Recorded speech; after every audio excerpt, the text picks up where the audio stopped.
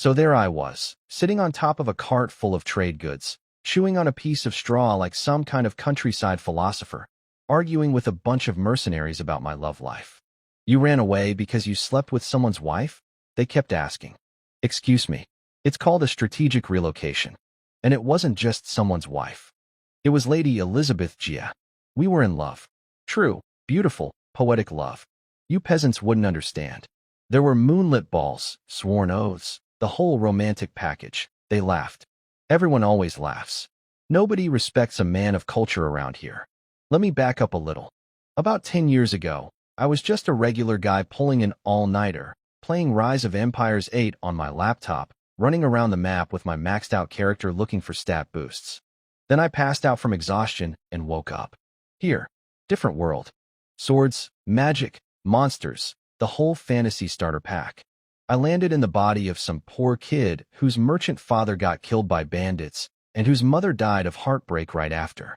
2 dead parents, 1 unconscious orphan, and then, surprise, me, a guy from another dimension, moved right in. Sorry, kid. Hope you don't mind. I brought a gift, though, a whole video game system stuck in my brain. Every time I fight someone, I get experience points. Like a walking, talking RPG character. Oh, and I got Zhao Yun's starter abilities. Yeah, that Zhao Yun, the legendary warrior. So basically I hit harder, move faster, and look cooler doing it than anyone has a right to. My strength and constitution got permanently boosted, my attack speed is ridiculous, and I've got this thing called Brave that makes my critical hits go off like fireworks at a festival. With powers like that, I climbed my way up fast, beat up every street gang in the neighborhood, smacked around a few knights who got too cocky, became the king of the local arena, and made a pile of gold doing it. Noble families kept begging me to swear loyalty and become a proper knight, but I'm not really the bending the knee type. And then there were the ladies. Turns out, when you're tall, handsome, and you can beat up literally everyone in the city, bored noble wives start paying attention.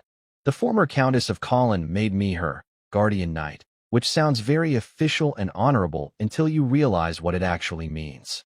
Then there was Miss Adele, Miss Mary, Lady Celia.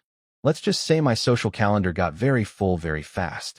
That's how I ended up on this dusty trade road in the middle of nowhere, strategically relocating before some angry husbands caught up with me. And right when I was getting comfortable, beer in hand, sun blocked by my cloak hanging off my sword, somebody screamed, "Enemy attack!" The whole caravan snapped into action. Drivers swung the carts into a big defensive circle like they'd done it 100 times before. Because they probably had. This is the wilds. Everything out here wants to eat you. I grabbed my sword and stood up on the cart to get a look. Way out on the horizon, a scout was riding toward us full speed, and behind him, hundreds of dark shapes charging our way. Gnolls. Big, ugly, 2-meter-tall dog-faced monsters with green-black skin, dirty yellow manes, and the personality of a blender full of bad decisions. They're strong, fast, and mean. And they never come alone. They run in tribes, sometimes hundreds strong. Behind the gnolls came waves of goblins and kobolds, the cannon fodder. Goblins are basically useless. A farmer with a stick could handle 3 of them. But when you've got a few hundred, they become a problem the same way a swarm of mosquitoes becomes a problem. Their boss was this gnoll chieftain named Yegus. Big guy, real proud of himself. Apparently he'd chewed through his own father's throat to take over the tribe, which honestly tells you everything you need to know about gnoll family dinners. He had 30 elite gnoll berserkers. Bigger, meaner, the kind that could flatten a small tribe by themselves. Yegus thought he had this in the bag. I could see it on his ugly dog face. That smug look, like a cat that just cornered a mouse. His plan was simple. Let the goblins and kobolds soften us up, then send in the big boys to finish the job. But me? I was looking at that horde of monsters and seeing something completely different. Experience points. Hundreds and hundreds of beautiful, walking, growling experience points, just waiting to be collected. I gripped my sword and grinned. This was going to be fun. Now, let me tell you how I ended up on this road in the first place. So remember those noble ladies I mentioned? Well, turns out juggling multiple secret romances works great, right up until it doesn't. There was this masquerade ball, right? Very fancy, very private. I was having let's call it a passionate debate with the Countess and a few other lovely ladies, when things got a little out of hand and somebody saw something they shouldn't have. The new Count of Colin, technically my stepson, if you squint hard enough, lost his mind. Ordered his knights to arrest me. Wanted me dead. So what did I do? I went to talk it out. Peacefully. Like a gentleman. One dark night, I snuck into his heavily guarded Thorn Castle, alone, and had a nice little chat with about 30 knights along the way. By chat, I mean I beat the living daylights out of every single one of them. Then I sat down with my dear son, and we reached a very friendly agreement. I leave town, he stops trying to kill me. Everybody wins. Mostly me. I said my tearful goodbyes to all the ladies, bought myself a fake noble title with their help, grabbed my savings, and headed north with a trade caravan. And that's when this Gnoll army showed up. Charge. RIP them apart. The goblins and kobolds came screaming toward us like a green and brown tidal wave of stupidity. Our side had maybe 70 people total, half of them actual fighters. The archers let loose. All 20-something arrows. Real intimidating. But credit where it's due, the guards knew what they were doing. They plugged the gaps between the carts and started skewering goblins with spears like it was a kebab stand. Me? I found a nice long spear in the cart and went to work from up top. My spear moved so fast it left afterimages. Every swing painted a red line across goblin throats. It was like mowing the lawn, except the grass screamed. The gnolls hung back and watched their little minions die by the hundreds. Classic boss move, let the interns handle it first. After about 15 minutes, the ground in front of our carts was literally piled with bodies. We'd lost 2 guys who got pulled off the carts and, yeah, let's not talk about what happened to them. The goblins and kobolds were on the edge of total panic. Then Ygis stepped forward. One big roar, and 100 gnolls charged. The mood in our camp changed instantly. My system showed our morale dropping from 80 to 60 in a heartbeat. People went white, hands shaking, weapons wobbling. The guard captain was screaming, "Pick up your weapons or die," which, honestly, is pretty motivating. But I was already moving. I jumped off the cart with my spear and hit the ground running. My flying horse ability kicked in, and suddenly I was a blur. I tore through the remaining goblins and kobolds like a bowling ball through tissue paper. Their freshly recovered morale gone. Instantly. Shattered. Bye-bye. Then I hit the gnoll line. The first gnoll that saw me grinned. All teeth, already imagining biting my throat out. Poor guy. My spear went through him and launched his 7-foot body into the air like a furry javelin. The others didn't even flinch. They just got angrier and came at me with spiked clubs. Bad idea. Spinning cherry blossom. Yeah, I name my moves. Don't judge me. 4 waves of battle energy spiraled off my spinning spear. Every gnoll in range suddenly looked like they'd been thrown into a blender. Cuts everywhere. Bodies flying backward faster than they'd charged forward. The caravan guards were standing on the carts with their jaws on the floor. Is this real? Since when are knights this strong? I mean, I'm not technically a knight, but I appreciate the compliment. In just a few breaths, I dropped over 30 gnolls. Our side's morale shot through the roof. The gnolls' morale tanked. Ygis saw his army getting wrecked and completely lost it. He howled like a broken dog whistle and charged at me with all 30 of his elite berserkers. 30 massive, juiced-up gnolls, all coming straight for me. Did I run? Please. I ran at them. When I was about 12 feet away, I triggered my ultimate. Thunderlance. My body exploded with power. Bones cracking and popping, muscles swelling. I went from 6'3" to over 7 feet tall in about 2 seconds. Lightning started dancing across my skin, jumping along my spear, crackling in the air around me. The berserkers closest to me froze up, their muscles locking from the static charge. Storm rain, blue lightning wrapped around my spear like a living thing. I spun it, and dozens of thunderballs shot out in every direction like the world's most violent sprinkler system. Everything within 30 feet of me got deep fried.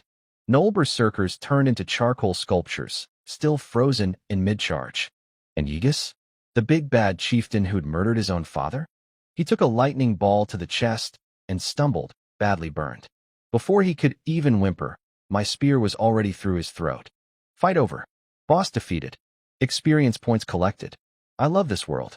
After Ygis hit the dirt, the rest of the fight was basically cleanup duty. The goblins and kobolds ran like someone yelled, "Free bath," at a goblin convention. The remaining gnolls saw their boss dead, and their morale evaporated like spit on a hot rock. Did I let them run? Absolutely not. Every single one of those fleeing gnolls had a little green number floating over their head that only I could see. 10 experience points each. You don't let experience points run away. That's like watching money blow out of your wallet and just waving goodbye. I chased down every gnoll I could catch. My flying horse speed boost made me faster than most of them, but even I can't be everywhere at once. A few dozen escaped. Annoying, but whatever. When the dust settled, I looked at the battlefield. 70-something gnoll corpses, plus way more goblins and kobolds. And then, my favorite sound in the world, the system chimed in. Ding. Battle complete. Glorious victory. Enemies killed, 258. Losses, 2. Experience earned, 1,457 plus a 300 bonus. Level up. Oh baby.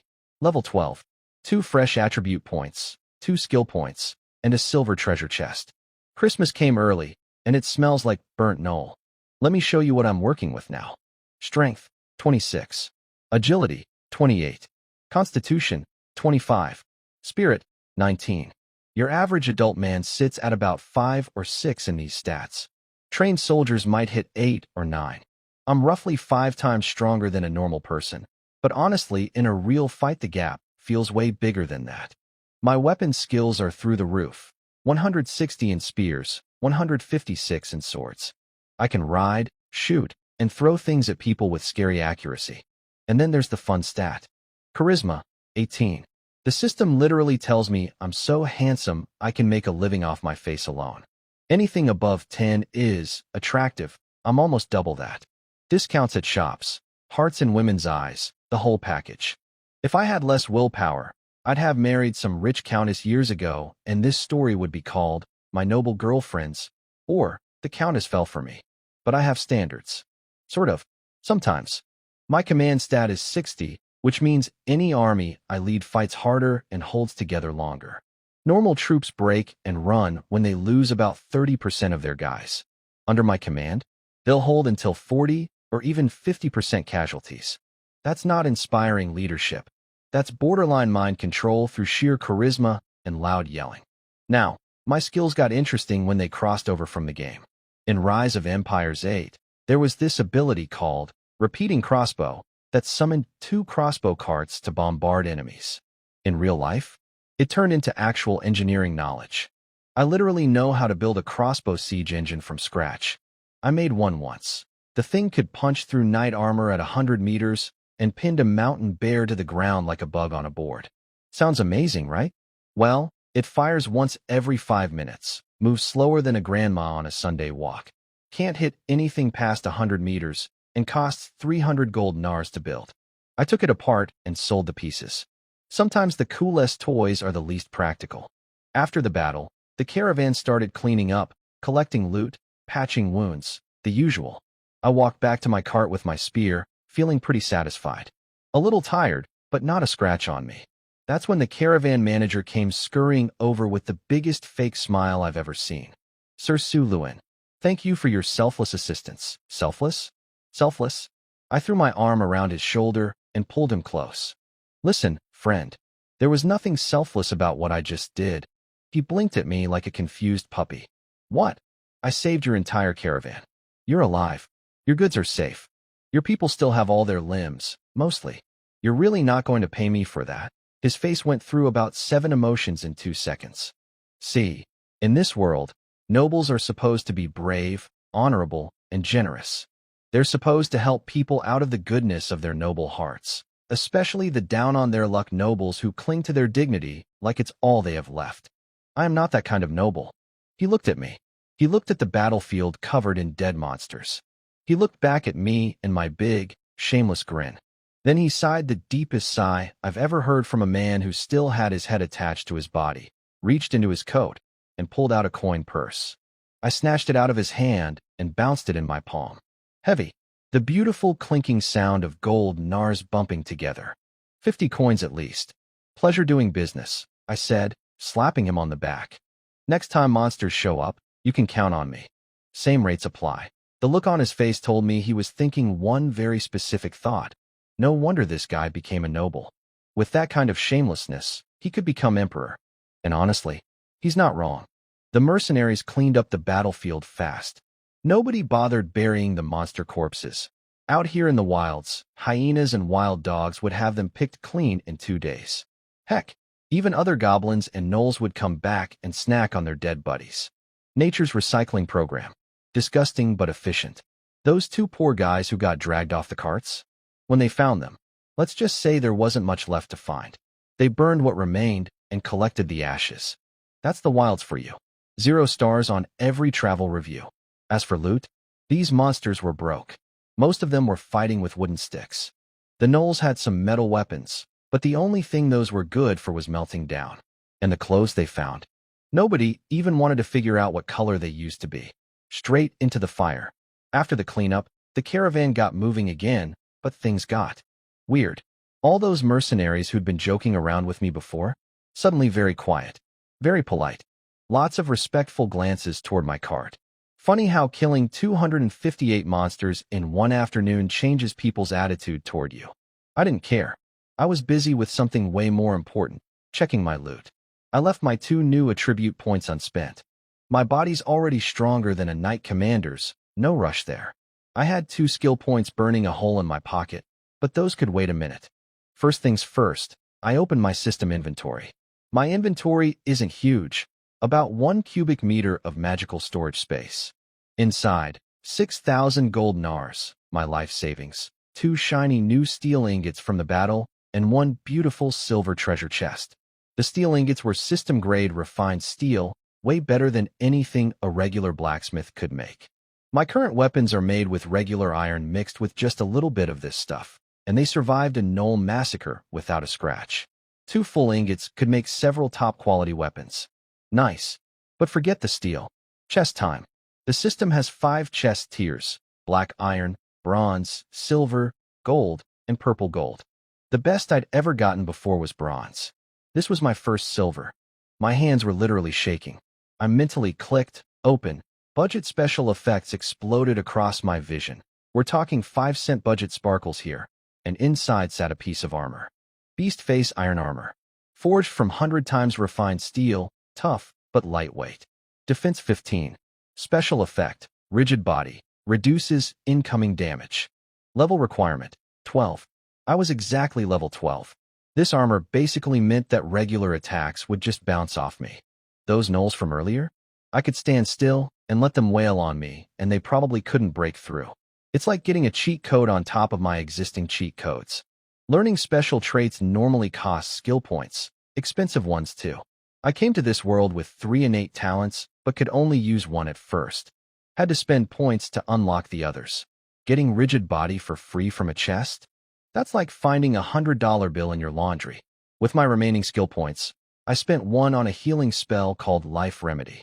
Nothing fancy, quick cast, restores a small amount of health. The upgrade costs 2 points, so that'll have to wait. After the gnoll massacre, the rest of the journey was peaceful. Suspiciously peaceful.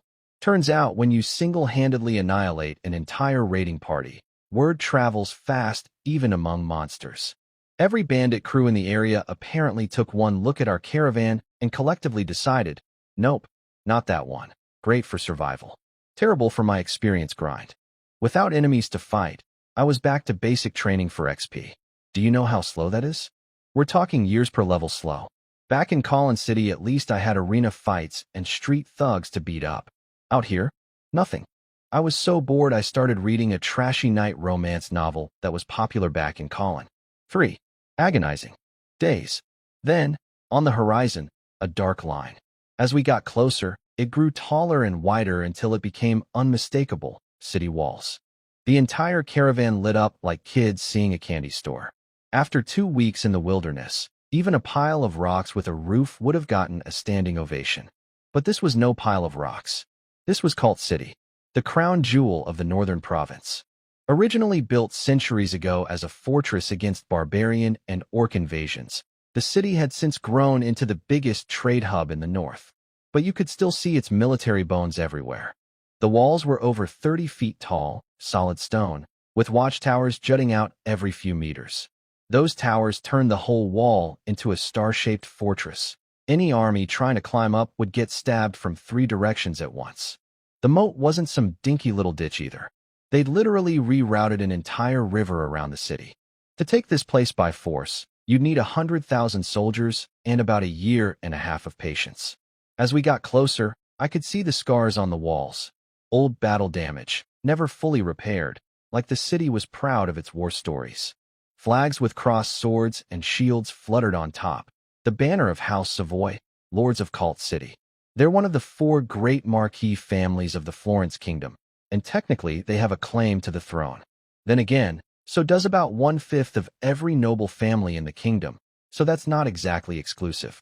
The road smoothed out, traffic picked up, and I started seeing merchants from everywhere. Furs from the north, gems from Loren Kingdom, dwarven ironwork, and from the Desert Kingdom. Well, dates and other exotic goods. Everything flowed through Cult City. The tax revenue alone must be staggering. At the gate, 2 squads of guards in polished armor stood like statues with sharp spears, silently reminding everyone that this city doesn't mess around. An alarm bell hung above the gate. 1 ring and reinforcements show up in 15 minutes. We paid the entry tax, got our papers stamped, and rolled through the gates. New city. Fresh start. 6,000 gold in my pocket, a shiny new armor in my inventory, and absolutely 0 angry husbands looking for me. Life was good. Once inside Cult City, I ditched the caravan and headed straight for a tavern. Not a fancy one. I'm not that kind of noble. The kind where the air smells like beer, sweat, and questionable life choices. I pushed open the door and got hit with a wall of noise and ale fumes. The place was packed with mercenaries, drinking, gambling, arguing, and getting yelled at by barmaids who could probably beat half of them in a fight. I flipped the silver NAR to the bartender. Beer. Food. Whatever's good. His eyes lit up when he caught the coin. Roast lamb chops, mushroom potato beef stew, or pork pie. All house specials. Lamb chops. Bill. Where are you? You useless. Get this gentleman his lamb chops. The food arrived fast and tasted incredible. After 2 weeks of campfire garbage, a properly cooked lamb chop was basically a religious experience. I inhaled it like a starving wolf, washed it down with beer, and leaned back to eavesdrop on everyone's conversations.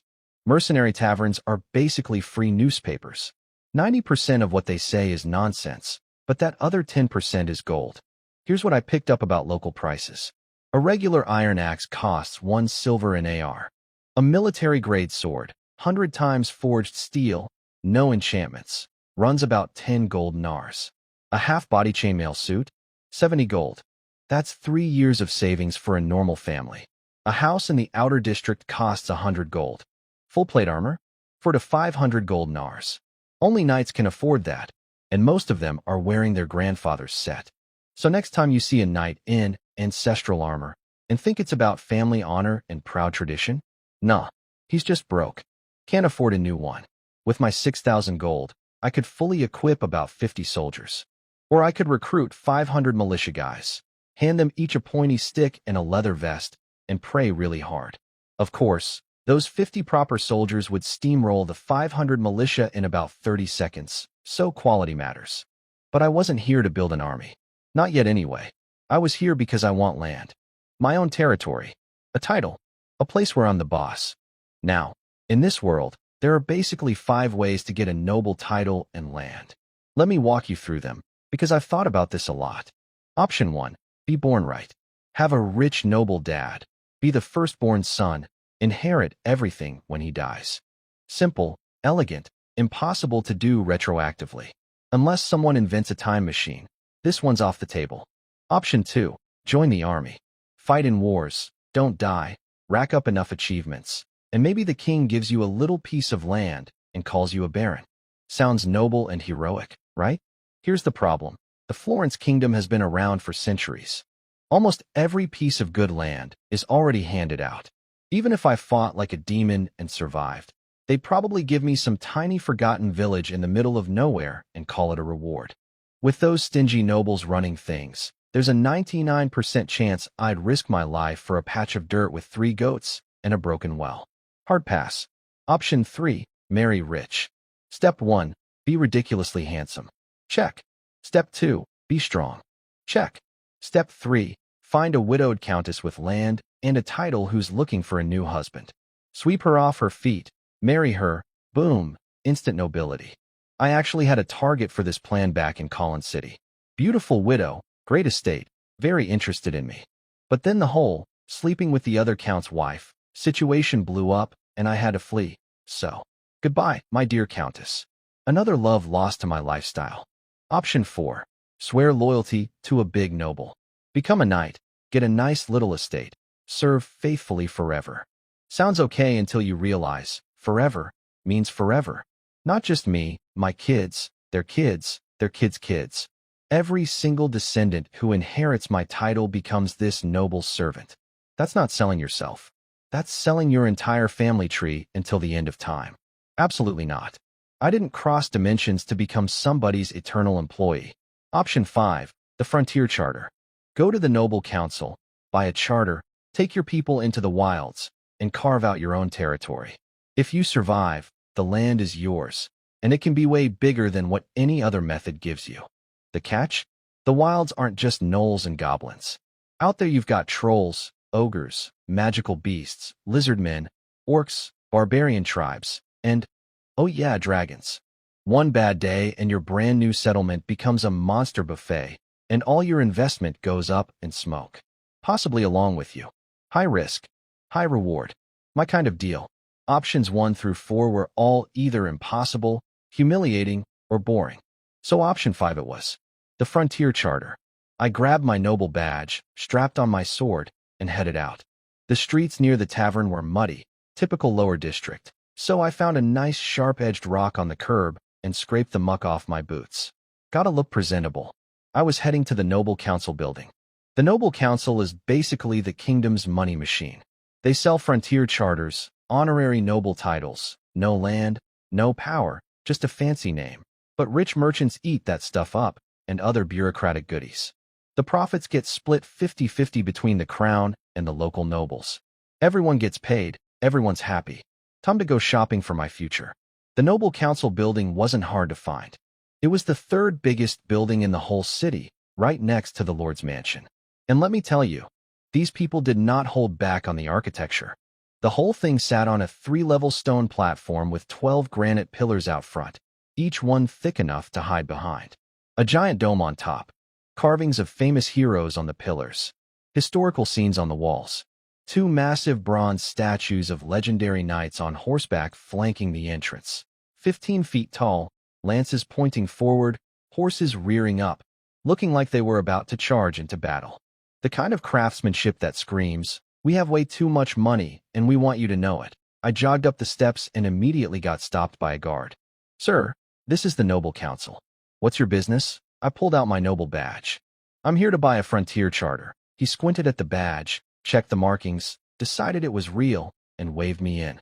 "Follow me, sir." Inside, my jaw nearly hit the floor.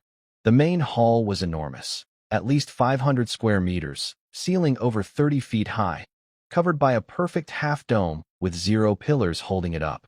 The engineering alone was insane. On the ceiling, a giant mural showed the kingdom's founding war. It was like walking into a cathedral, except instead of worshipping a god, everyone here worshipped money and paperwork. The guard led me past a dozen clerks scurrying around and stopped at a fancy door. I noticed the door was made of ironwood, a material that grows only in the north, hard as steel but a quarter of the weight, takes 50 years to grow a piece this size, and costs a fortune. Most people use it for high-grade shields. These guys used it for an office door. Show-offs. The guard knocked. No answer. He knocked harder. Still nothing. He knocked even harder. "Come in," mumbled a voice that clearly had been unconscious 30 seconds ago. We walked in. Behind a mahogany desk sat a chubby middle-aged nobleman named Julian. Pillow crease on his cheek. Drool on his lip. Crusty stuff in the corner of his eye. This man had been sleeping so hard, he probably didn't know what century it was.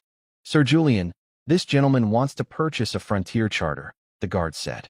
Julian's sleepy eyes popped open. He stared at me like I'd just told him I wanted to buy the moon. "A frontier charter? You?" I couldn't blame him for being shocked. Apparently, these things barely sell, maybe a few per year. And for good reason. The success rate is basically a rounding error. Most nobles who buy one come crawling back with nothing. There are literally 800 abandoned settlements rotting in the wilds right now, each one representing some optimistic idiot's shattered dreams. Kid, Julian said, not even bothering to wipe the eye crust. Don't blame me for not warning you. Just because you read some night adventure novels doesn't mean frontier life is romantic. There are hundreds of failed settlements out there. I appreciate the warning, sir. I know exactly what I'm doing. Your funeral, he shrugged, pulled a stamped parchment off his bookshelf, scribbled something in fancy calligraphy, and slid it across the desk. Sign here. 500 gold nars. I signed. I dropped a bag of gold on his desk. He weighed it on a scale, confirmed the amount, stamped the charter with an official seal, and handed it over. Good luck, kid. You'll need it. 500 gold. Just like that. One bag of coins for a piece of sheepskin that basically says, congratulations, you now have permission to go die in the wilderness. What a bargain. Next up, building a team. A frontier settlement needs people, soldiers to fight, workers to build, farmers to grow food. I'd need weapons, tools, grain, medicine, and eventually, slaves. Yeah, slaves. I know how that sounds, but here's the thing. Almost no free person in their right mind would voluntarily move to a brand new settlement in monster-infested wilderness. The death rate is terrifying. The only free people who'd even consider it are bankrupt farmers and homeless drifters with absolutely nothing to lose. Everyone else would rather stay in the city and be poor but alive. So the slave market it was. By the time I left the council building, it was getting dark, so I headed back to the tavern and crashed for the night. Next morning, I grabbed a quick breakfast, rented a horse cart for 1 silver NAR, and rode across town to the slave market. Half an hour later, the cart stopped outside a busy marketplace, and I hopped off. The smell hit me before I even walked through the gate. Imagine every bad bathroom you've ever been in, combined, fermented in the sun, and then someone heated it up just to make sure every molecule of stink reached your nose. My eyes were watering before I took 3 steps. The place was exactly as depressing as you'd imagine. Muddy ground, dirty water everywhere, slave traders shouting prices like they were selling fish at a morning market. Behind them, iron cages held rows of skinny, filthy people wearing nothing but rags around their waists. Whip marks on their backs. Dead eyes staring at nothing. The absolute bottom of this world's food chain. Not exactly the army I dreamed of commanding. But every empire starts somewhere, right? The moment I walked into the slave market looking halfway decent, every bottom-tier slave dealer in the place swarmed me like flies on honey. Sir, look at this one. Strong back. Good teeth. I waved them all off. These poor souls could barely stand up straight. If I made them my frontier guard, a pack of goblins would send them running. I needed soldiers, not scarecrows. I pushed deeper into the market. The further in you go, the better the merchandise, and the less it smells like a sewer exploded. The middle section was actually tolerable. Cleanish slaves, properly trained, ready to work. About 3 gold nars each. Good for farming. I made a mental note. Then there were the skilled slaves, blacksmiths, carpenters, craftsmen. 5 to 50 gold, depending on what they could do. Useful. Expensive. Noted. And then, I walked into the tent. Oh boy, the tent. Inside was a lineup of female slaves that hit me like a truck. All arranged in a row, barely wearing anything, looking like a scene straight out of one of those. Art films from my previous life. Prices range from 5 gold to 200 gold for the premium options. My eyes went wide. My wallet started sweating. My brain said, but every other part of me was screaming, just one. Just one 200 gold premium model. No elf girls, though. Apparently the elves sealed their forest years ago, and nobody's seen one since. Probably for the best. If elf girls were on the market, I'd have gone bankrupt on day 1. I used every ounce of willpower I had, and I mean every ounce, to turn around and walk out of that tent. I did not look back. Looking back would have been fatal to my budget. Then I passed the beast folk section and nearly lost it again. Cat girls, fox girls, fluffy ears, swishy tails. My lifelong dream has been to own a cat ear maid and a foxtail maid. And here they were, right in front of me, looking adorable and affordable. I closed my eyes. I thought about my future territory. I thought about survival. I thought about priorities. I kept walking. It was the hardest thing I've ever done. Harder than fighting gnolls. Harder than sneaking into Thorncastle. This was true pain. Moving on to what I actually came for, fighters. The trained barbarian soldiers from the northern tribes. These guys were the real deal. Big, strong, averaging over 6 feet tall, some over 6.5. The harsh northern wilderness had turned them into natural warriors. And the best part? They were surprisingly loyal. See, barbarian tribes all hate each other. Every other tribe is an enemy. So once you buy a barbarian soldier, he has 0 loyalty conflicts. Everyone who isn't his new master is fair game. But the price? 35 gold per soldier before equipment. Add a proper weapon, armor, and gear, and you're looking at 150 gold per head. Quick math, with my 5,000 remaining gold, minus what I need for food, tools, and supplies, I could afford maybe 30 fully equipped elite soldiers. 30 guys, to build an entire frontier settlement. In monster-infested wilderness. That's not a plan, that's a suicide note with a budget attached. Then I spotted something interesting. Off to the side, there was a weird group of slaves that nobody was looking at. Most slave groups are either all strong men or all skilled workers.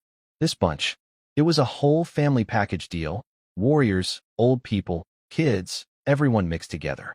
A complete tribal unit. They were berserkers, wild men. A specific type of northern barbarian with a special ability, rage mode. When a berserker goes berserk, they become an unstoppable killing machine. Sounds amazing, right? Here's the catch, and it's a big catch. When they rage, they lose all sense of discipline. Strategy? Gone. Formations? What formations? Friend or foe? What's the difference? They just charge forward and smash everything in their path, including their own teammates. The military tried using them once. Put a squad of berserkers in the front line of a proper army. The berserkers raged, broke formation, and charged straight ahead like bulls seeing red. The entire army's formation collapsed trying to deal with these maniacs. The enemy general saw the chaos, sent cavalry around the side, captured the commanding officer, and won the battle. Meanwhile, the berserkers were still charging forward, completely unaware their side had already lost. After that disaster, nobody wanted berserkers in a real army. The only units that would take them were the suicide squads, troops assigned to do-or-die missions where the only instruction is, run forward and kill stuff until you're dead. Which, honestly, is the one thing berserkers are perfect at. So berserkers became the awkward middle child of the slave market. Too expensive for cannon fodder. Too undisciplined for proper armies. And this group came with grandmas and babies attached. Nobody was touching them with a 10-foot pole. But me? I was grinning. Here's what nobody else seemed to figure out. Frontier warfare isn't organized army combat. There are no neat formations. No coordinated maneuvers.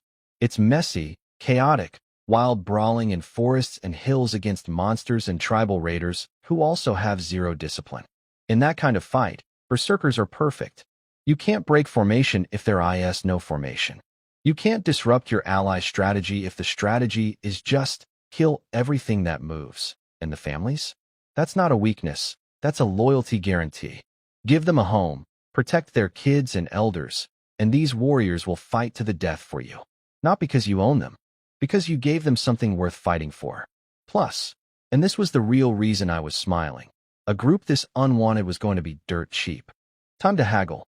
Let me tell you about the best deal I ever made. I spotted this slave dealer named Karn standing next to a group of berserker barbarians, looking like a man who'd just realized he bought a boat with a hole in it. And honestly, that's basically what happened to him. See, Karn was a newbie dealer. Last month, some other slave trader was drowning in debt and dumped his entire stock at a discount. Karn saw over 100 barbarian warriors going cheap and thought, jackpot. Strong fighters with families attached. The families make them obedient. I'll sell them to nobles as bodyguards. What Karn didn't know, what everyone except Karn apparently knew, was that nobody buys berserkers as bodyguards. Their rage mode makes them about as controllable as a flaming shopping cart rolling downhill. So there he was, stuck with 126 barbarians who eat like horses, selling 0 of them, watching his money disappear into their stomachs one meal at a time. The poor guy was about 2 weeks away from crawling back to his dad's shop and admitting his big business empire dream was dead. Then I showed up. You selling these? I asked casually. Karn's head snapped toward me so fast, I thought his neck would break. His eyes lit up like a kid seeing candy. Honestly, the desperation in his stare was so intense it gave me chills. Yes, absolutely. You want to buy slaves? Sir, you have excellent taste. He was practically vibrating. These are the finest warriors in the entire market. Only 10 gold nars each. You won't find a better price anywhere. 10 gold each? For berserkers that nobody wants? This guy was trying to rob me in broad daylight. I gave him my best. Are you serious right now? Look. 10 gold?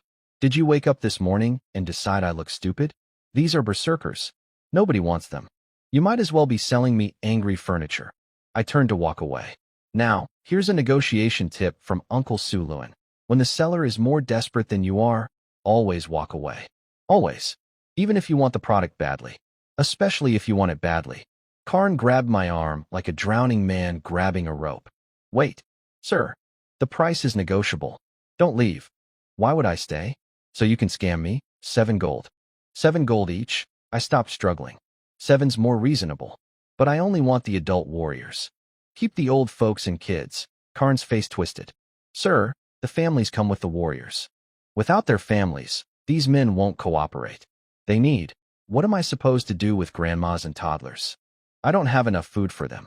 If you're forcing a package deal, then forget it. I pulled away again. 6 gold each. Karn's eyes were closed.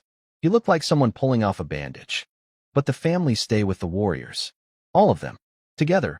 Deal. Huh, he froze. I don't think he expected me to agree that fast. The truth is, I always wanted the families. That was the whole point. Warriors with families to protect are warriors who fight to the death. But Karn didn't need to know that. Before he could rethink anything, I whipped out my money bag and started counting. 126 people at 6 gold each, 756 gold. Here, count it. I tossed him the bag. Heavy. Final. No takebacks. Karn caught it, felt the weight, and I watched his soul leave his body a little. He'd bought these slaves at 10 gold each, plus a month of feeding 126 giant barbarians, plus the cost of renting market space. He'd lost at least 700 gold on this deal. But what could he do? He needed the cash more than he needed to feel good about himself. We signed the contracts, he handed over the slave papers, and just like that, I was the proud owner of 126 barbarians. Karn tried to comfort himself as I left. I could practically hear him thinking, it's fine. I still have 700 gold. I'll rebuild. The Karn business empire will rise again. Sure it will, buddy. Sure it will. Now I needed somewhere to put my new small army. I couldn't just march them through the streets like a parade. Fortunately, being a noble, even a fake one, has perks. I went to City Hall and bought an abandoned military camp on the edge of town. The place was ancient, at least 100 years old, from back when Cult City was actually on the front lines and needed huge garrisons. The city had expanded since then, the army moved on, and most old camps got torn down for new buildings. This one survived purely because it was in such a terrible location that nobody bothered demolishing it. And it showed. Half the roofs had caved in. Walls were crumbling. The whole place looked like it was one strong breeze away from becoming a pile of historical rubble. But the bones were solid. Whoever built it a century ago hadn't cut corners.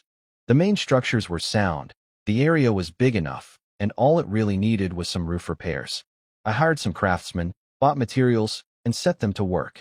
While the repairs were happening, I headed to the training yard to have a little chat with my new employees. This is where things got interesting. Barbarians are called barbarians for a reason. These people averaged about 7 feet tall. 7 feet. Every single adult male was a walking mountain of muscle.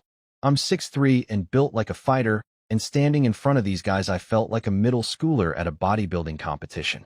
126 of them stood in the yard, staring at me with cold, flat eyes. They didn't look scared. They didn't look respectful. They didn't look like slaves who'd just been bought. They looked like wolves sizing up a new zookeeper, quietly deciding whether he was worth listening to or eating. This was going to be a fun conversation. Here's the thing about barbarians. They're simple people. Not stupid, just straightforward. You want their respect? Beat them in a fight. You want them to like you? Drink with them. No politics, no scheming, no backstabbing. Refreshing, honestly. After dealing with noble ladies and their jealous husbands, hanging out with 7-foot killing machines felt like a vacation. I held up the slave contracts and got right to it. So, I bought you. You're mine now. Dead silence. 126 pairs of cold eyes staring at me. Nobody clapped.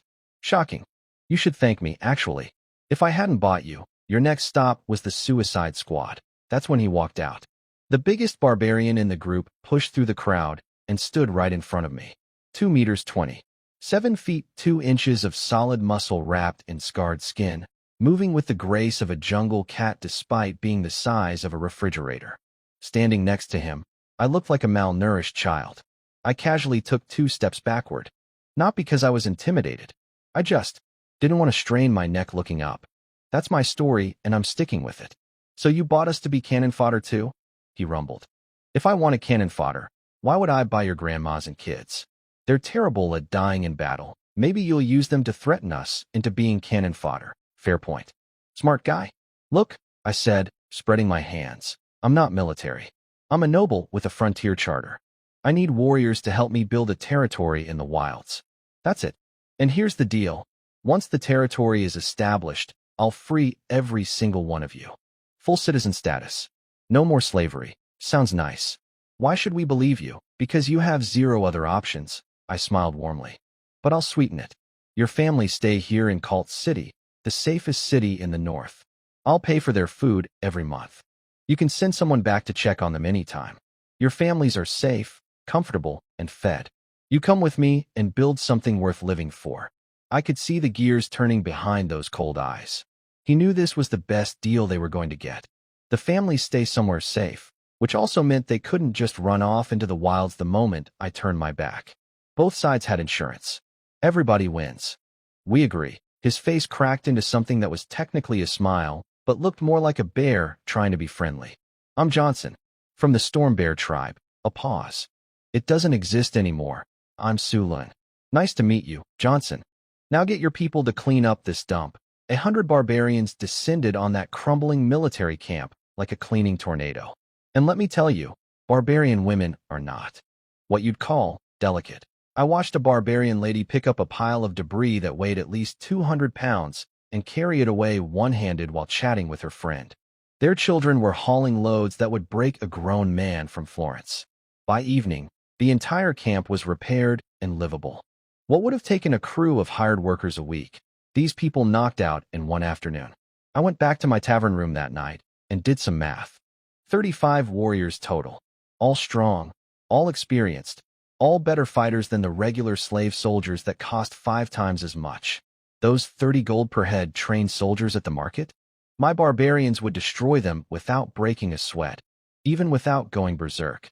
In rage mode, each one of them could handle 5 or 6 opponents. The only reason Florence armies beat barbarians at all is superior numbers and equipment.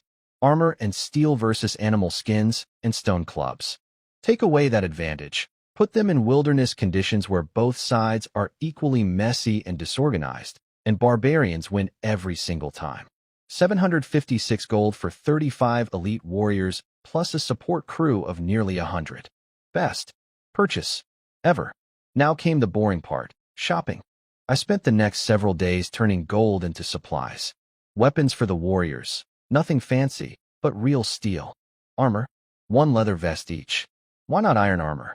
Because iron armor starts at 100 gold per set, and I am not spending 3,000 gold on outfits. These guys survived the frozen north wearing bear skins. They'll be fine in leather.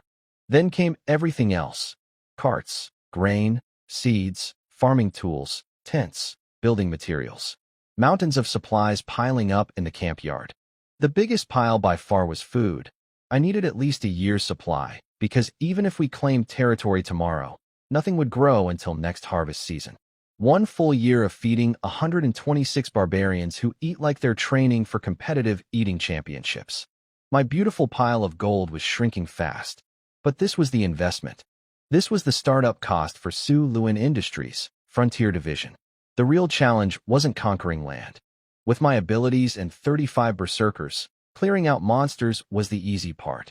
The hard part was everything after. Building, farming, making the territory safe enough that free people would actually want to move there. Because without citizens, there's no taxes. Without taxes, there's no income. Without income, the territory dies, and I'm just some guy in the woods with a bunch of barbarians and an empty wallet. I also couldn't exactly ask my barbarians to build proper houses. These are people whose idea of architecture is, pile some sticks together and throw a fur on top. Asking them to construct a village would be like asking a fish to climb a tree. I was going to need construction slaves, farming slaves, skilled workers, the whole package. But that was a problem for future me.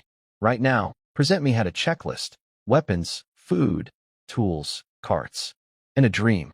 A big, expensive, probably going to get me killed dream. Let's do this. Money. It disappears so fast it should be classified as a magic trick. 10 years in Colin City. Hustling, fighting, arena matches, consulting for noble ladies. I scraped together over 5,000 gold nars. Sounds like a fortune, right? That's a whole town's annual tax revenue. Enough to fund 100 professional soldiers for a year. Spend it in a week. Noble title? Expensive. Frontier charter? 500 gold. Weapons, armor, food, seeds, tools, building materials, carts, and new clothes for 35 barbarians who showed up basically naked? Absolutely devastating to my wallet. Oh, the clothes. I almost forgot about the clothes situation. These wild men own nothing but rags and scars. I couldn't exactly march them around looking like escaped convicts, so I took them shopping at the West Market, Cult City's biggest marketplace. Picture this. Me, a 6'3" pretty boy noble, strolling through a crowded market with 30-plus shirtless barbarians behind me, each one over 7 feet tall, muscles bulging everywhere, covered in scars and tribal tattoos, faces completely expressionless, like angry statues that learned to walk. The crowd parted like magic. A 10-foot bubble of empty space formed around us wherever we went. People practically dove into shops to get out of our way. I felt like a mob boss taking his crew for a walk. Honestly, I was hoping some hot-blooded young hero would step up and try to defend the innocent, so I could teach him a valuable life lesson about minding your own business. But nobody dared. Disappointing. Shopping was smooth. Partly because I'd pre-ordered most of the supplies. Partly because when 30 enormous barbarians are standing behind you staring at the shopkeeper, nobody tries to overcharge you. Funny how that works. Are these prices fair? I'd ask, casually glancing over my shoulder at my wall of muscle. Oh, absolutely, sir. In fact, let me give you a discount, smart merchants. Very smart. I armed the barbarians with two-handed battle axes. Now, these axes were forged for normal-sized humans. For barbarians? Single-hand weapons. Imagine 35 giants dual-wielding axes designed for 2 hands, raging out, spinning into a horde of monsters like human blenders. I get goosebumps just thinking about it. Of course, berserkers aren't perfect. The rage mode has one critical flaw that every kingdom on the continent has tried to fix and failed. When they rage, they lose their minds. They can barely tell friend from enemy. And when the rage ends, their strength drops by half, their stamina crashes to 30%, and they become helpless as kittens. Many berserker deaths happen not during the rage, but right after, when they come down from the high, surrounded by enemies, too exhausted to lift their weapons. Every major nation tried to solve this. Florence Kingdom, Gwent Kingdom, the Southern Allister Federation, they all ran experiments. Can we make them rage but keep their brains? Nope. More rationality means less rage. More rage means less rationality. It's a dead-end loop. Everyone eventually gave up. But in frontier warfare? Against monsters with zero tactics? This weakness barely matters. Rage, kill everything, done. Simple math. I gave the barbarian families back at camp 2 months of food supplies, said my goodbyes, and rolled out of Cult City with my caravan. 30 wagons loaded to the brim, 35 armed barbarians, plus a mercenary company I hired as extra muscle. Over 100 people total. As a certain saying goes, the wheels of history have begun to turn. My history, specifically.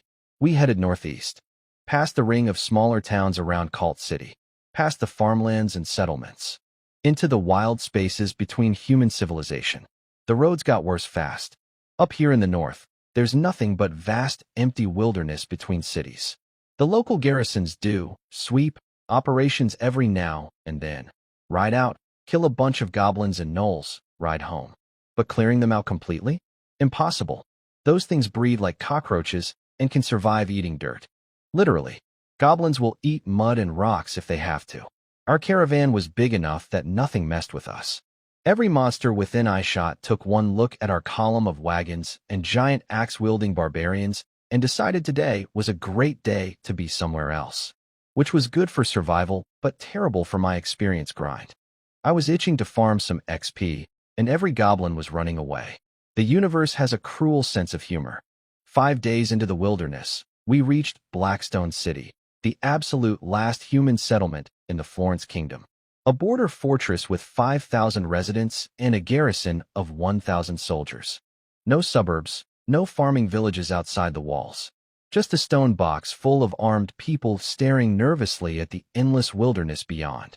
We didn't stop. Our wagons rolled past the city and kept going north. Past Blackstone, there were no more human cities. No more roads. No more safety nets. Just the raw, untamed frontier where everything wanted to eat us. This is where the fun started.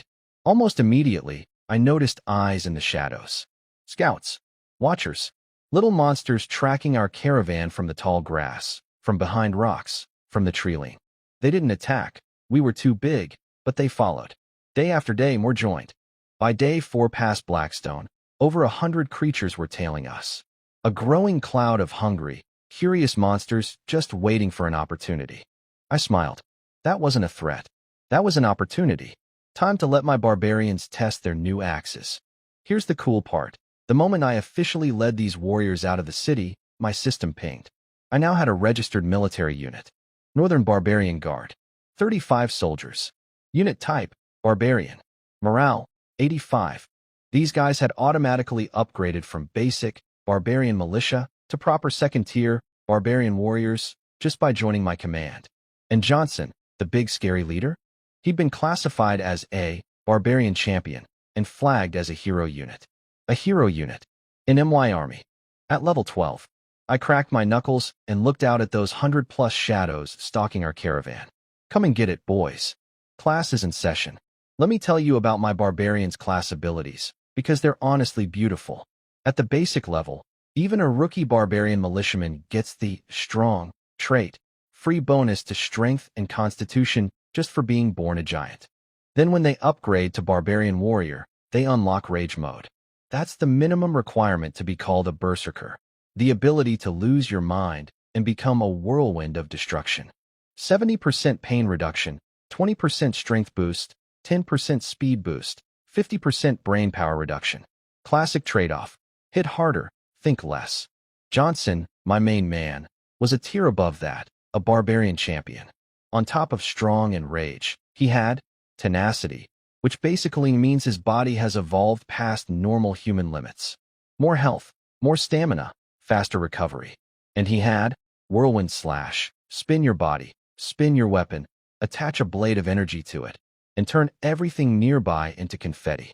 Now, these barbarians couldn't use a bow to save their lives. Literally, hand a barbarian a bow, and he'll probably snap at trying to figure out which end to hold. So I gave them throwing hatchets instead. Turns out these maniacs are terrifyingly accurate with hand axes. 30 paces? Bullseye. Every single time. Apparently, when you've been throwing rocks and sticks your whole life, a proper steel hatchet is just an upgrade. So there we were, day 4 past Blackstone, with over 100 monsters lurking behind us like the world's ugliest parade. I pulled the reins.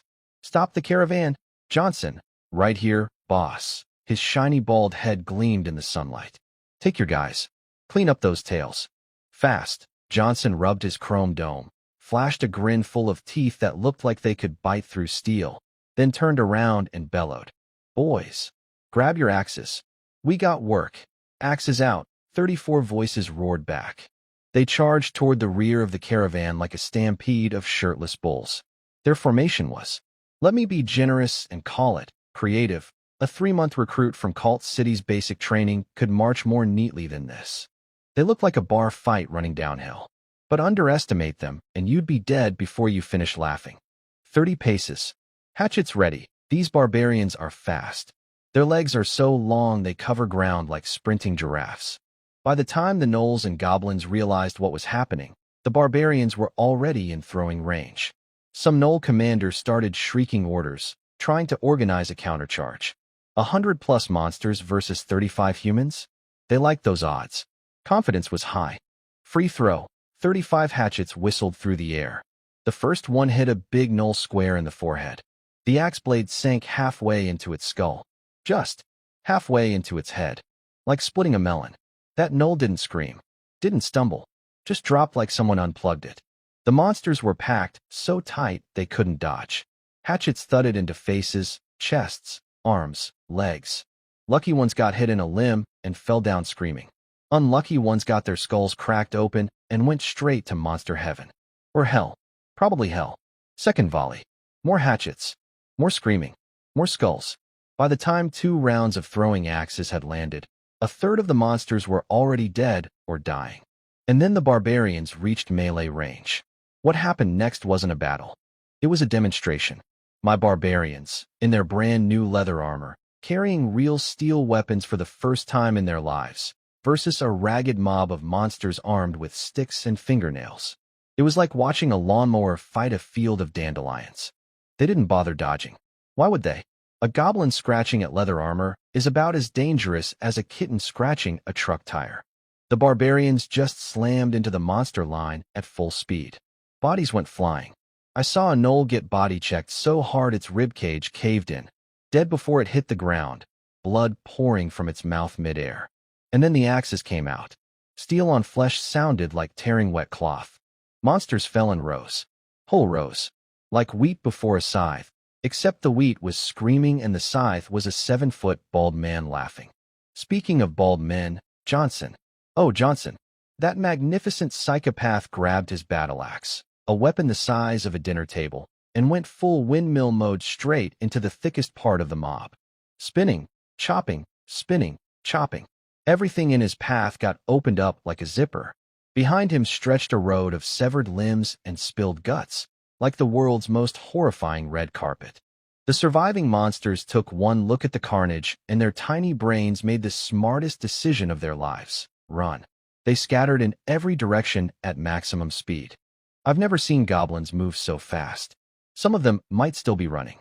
The whole fight lasted maybe 3 minutes. My barbarians tried to chase them down, but couldn't. The leather armor and axes slowed them just enough that the panicked monsters outran them. Those little cowards were motivated. The boys came back and started cleaning up the battlefield. First priority, recover every single throwing hatchet. Those things cost 1 gold NR each, forged from real steel, and I am not wealthy enough to throw away 35 gold coins every time we have a skirmish. This isn't a video game where ammo is free. This is my retirement fund turning into axes. Every hatchet was accounted for. These barbarians treated their new weapons like sacred treasures. Back in their old tribe, the best weapon they'd ever had was a rusty, chipped axe that probably predated their grandfathers. Now they had gleaming steel? They'd sooner lose an arm than lose a hatchet. The loot from the monsters? Absolutely nothing. As always, these wilderness creatures were flat broke. Not even a rusty coin between them. I killed 87 of them and got poorer doing it. Well, poorer in hatchet wear and tear anyway. But the system made up for it. Ding. Glorious victory. Casualties, 0. Enemies killed, 87. Experience, 576 plus 300 bonus. Loot, 1 iron ingot. 0 casualties, 0. Against 87 enemies. And my army's morale jumped from 85 straight to 100 maximum. These barbarians went from cautiously obedient slaves to ride-or-die warriors in one afternoon. Johnson came trotting over, grinning so wide his face might split. Anyone hurt? I asked. Boss, this gear is amazing. He slapped his leather vest like a proud dad showing off his kid's report card. 2 guys got some scratches. Nothing serious. We're used to way worse. All the hatchets recovered? Every single one. I nodded. Good man. Good troops. Good day. These barbarians used to live the same way as those monsters we just massacred. Animal skins, stone tools, rusty junk. Now they had real armor and real weapons, and they were treating each axe like a family heirloom. Give a desperate man a good weapon and a reason to fight, and he'll move mountains for you. Give him 34 friends with matching axes, and he'll move the whole mountain range. The battle results didn't surprise me at all. Steel versus sticks is not a fair fight. It's like bringing a tank to a pillow fight. Same principle that made one trained Roman soldier worth 5 barbarians back in my old world's history. Training plus equipment equals domination. After the massacre, our caravan's atmosphere changed completely. No more monsters stalking us. The hired mercenaries, who'd been looking at me like, "Who's this weird noble with the barbarian army?" were now treating me like royalty. The caravan sped up too. Funny how motivation works when everyone just saw your bodyguards turn 100 monsters into salsa. 5 more days into the wilderness. 300 miles from the nearest human city. Way past the minimum distance the frontier charter required. I only needed to be 100 kilometers out, but I kept going. More distance means more room to grow. I was planning ahead. Future Suluan would thank present Suluan. The charter didn't set any limit on how much land you could claim. Technically, if you're strong enough, you can grab as much wilderness as you want. In practice, the biggest frontier territory ever established was about 300 miles across, because the deeper you go, the nastier the monsters get. Someone once reported seeing an actual dragon in the deep wilderness. That rumor was never confirmed, but earth dragons? Those are definitely real. One unlucky frontier noble learned that lesson the hard way. Built his whole settlement, got everything running, and then 200 earth dragons showed up and flattened everything. Earth dragons are mid-tier magical creatures at minimum, and the powerful ones can breathe actual dragon fire. Even a titled knight has to run from those. Only legendary knights can fight them. So yeah, don't build your house on a dragon's lawn. Noted. After scouting around, I found it. The spot. 2 rivers, the Red Sand River and the White Water River, curved around a raised hill of land, creating a wide, flat plain between them. The hill was only about 20 feet higher than the surrounding area, but it was the highest point around. The soil up there was hard and solid. Perfect foundation for a fortress. And the plain?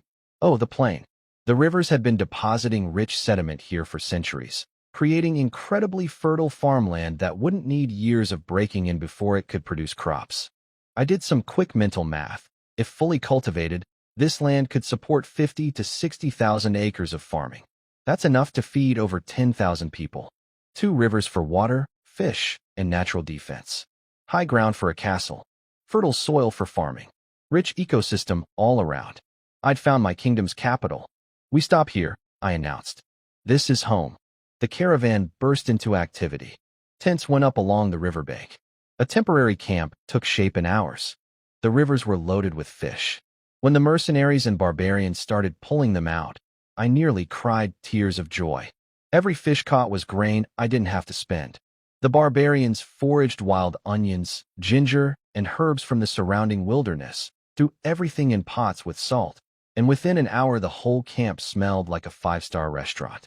After 2 weeks of trail food, that fish stew was the greatest meal of my life. I sat by the river, bowl in hand, watching wild ducks fly up from the reed beds, the sunset painting everything gold, and for one peaceful moment I thought, yeah, this is going to work. Then I got back to reality. Because reality had a deadline. Winter was coming. Not in the dramatic TV show way. In the very real, the northern winds will literally freeze goblins into ice sculptures way. I needed proper buildings with walls and roofs before the cold hit, or my people would become the world's most ambitious collection of frozen corpses. Problem, I had just over 100 people. Barbarians, mercenaries, and a handful of slaves I'd bought in the city. That's not enough to build a settlement before winter. Not even close. Solution? Free labor was running around the wilderness everywhere I looked. Goblins and kobolds are terrible fighters. We've established that. But you know what they can do? Carry rocks, chop trees, dig holes. They're like nature's construction workers, small, dumb, and surprisingly effective at manual labor when properly motivated.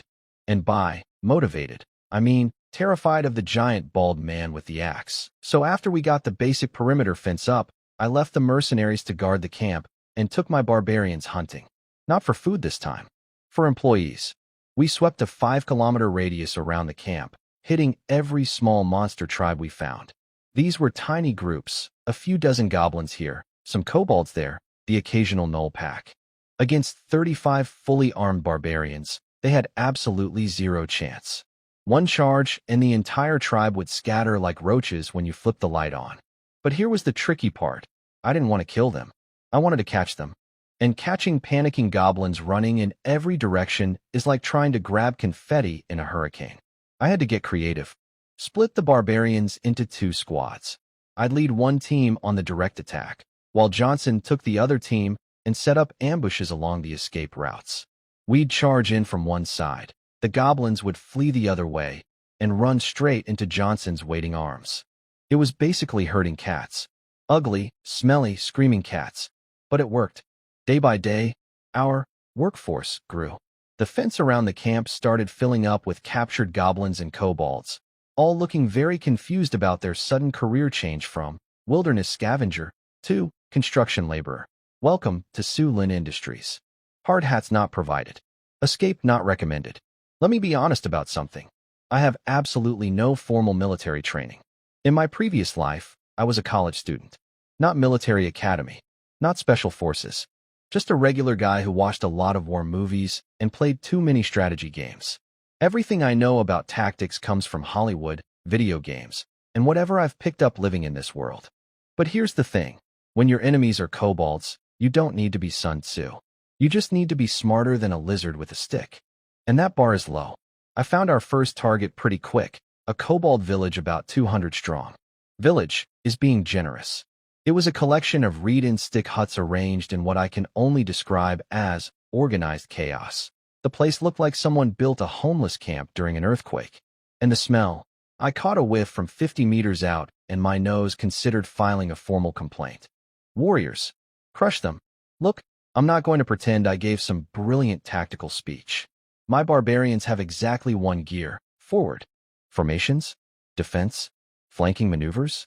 These are foreign concepts. The entire playbook is run at the enemy and hit them with axes. My contribution as a commander basically amounts to pointing at something and yelling, "That way." I sent Johnson's squad ahead to set up an ambush along the escape route, then led the remaining 15 barbarians straight at the kobold camp. The kobolds saw us coming and, to my surprise, got excited. 200 kobolds versus 15 humans? In their tiny lizard brains, those were winning odds. They bared their yellow fangs and charged right at us. Poor, stupid little things. Morale boost. I activated my commander skill. Our already high morale of 90 maxed out to 100. My barbarians were practically vibrating with battle energy. Hatchets. Free fire. 2 volleys of throwing axes ripped through the kobold crowd like bowling balls through pins.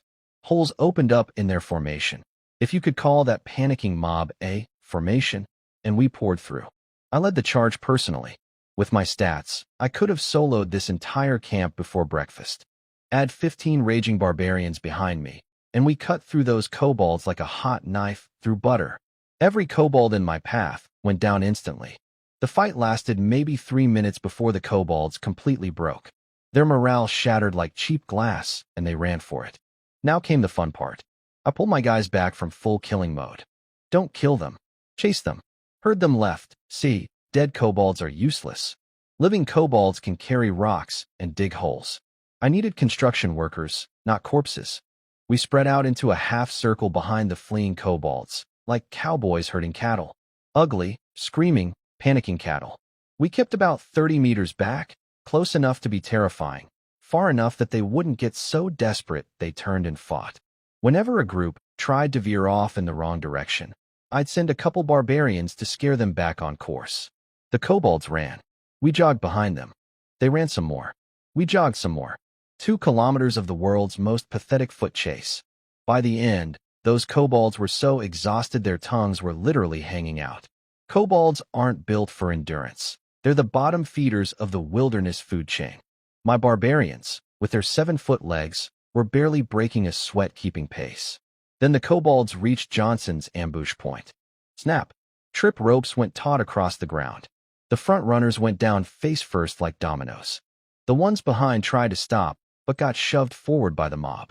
Row after row of kobolds tripped, stumbled, and piled up in a writhing heap of scaly bodies. They were so exhausted from the run that once they fell, they couldn't even stand back up. Johnson's team was ready with nets. Womp, womp, womp. Netted like fish. The kobolds who managed to stop and turn around found barbarians on every side. Nowhere to run. Nowhere to hide. One by one, They dropped to the ground and begged for their lives. Some were literally groveling, pressing their little lizard faces into the dirt. And then, this is my favorite part, a few kobolds switched sides immediately. I'm talking zero hesitation. They grabbed ropes and started helping the barbarians tie up their own people. Just walked right over and started binding their neighbors like, yeah, we're with these guys now. Unbelievable. I respect the survival instinct, but that's a special kind of shameless. I felt a strange kinship with those particular kobolds. We rounded up over 160 healthy prisoners. The seriously wounded ones. Well, I don't waste medicine on kobolds. That sounds harsh, but medicine costs gold and kobolds cost nothing. We strung them together in groups of 15, each group on one long rope. Why? Because if one kobold in a chain tries to run, the entire line falls over in a tangled mess. It's like a natural anti-escape system. Brilliant, if I say so myself. The prisoners marched back to camp without a single complaint. These creatures were so terrified they would have walked into a volcano if I pointed at it. The few who'd switched sides were practically skipping. Fun fact about kobolds. They're called dogheads because their language sounds like barking, but they actually look more like small bipedal lizards. Black or brown scales, short bodies, sensitive to bright light. And here's the hilarious thing. Kobolds claim they're descended from dragons. They actually insist they carry dragon blood. Nobody takes this seriously. It's like a chihuahua claiming it's related to a wolf. Technically maybe, but come on. They do speak a terrible, broken version of Draconic though. And they lay eggs.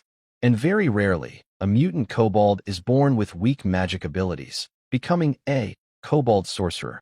These sorcerers are so bad at magic that their mere existence is an insult to every real spellcaster on the continent.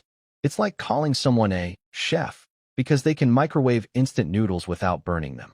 We didn't find any sorcerers in this village, which isn't surprising. Even among humans, only about 1 in 1,000 is born with magical talent. For kobolds, the ratio is probably worse. The only race with naturally high magic ability is elves. Practically every elf can cast spells, but elves sealed themselves inside their emerald forest centuries ago, and nobody's seen one since. Anyway, day 1 of the kobold recruitment drive, 160 new employees acquired. Total cost, some hatchet wear and a bit of cardio. At this rate, I'd have a construction crew by the end of the week. Slavery, forced labor, involuntary employment. Call it whatever makes you comfortable. I call it aggressive hiring. When I got back to camp with my new kobold employees, dinner was already cooking. The river was basically a free buffet. Fish everywhere, just waiting to be caught.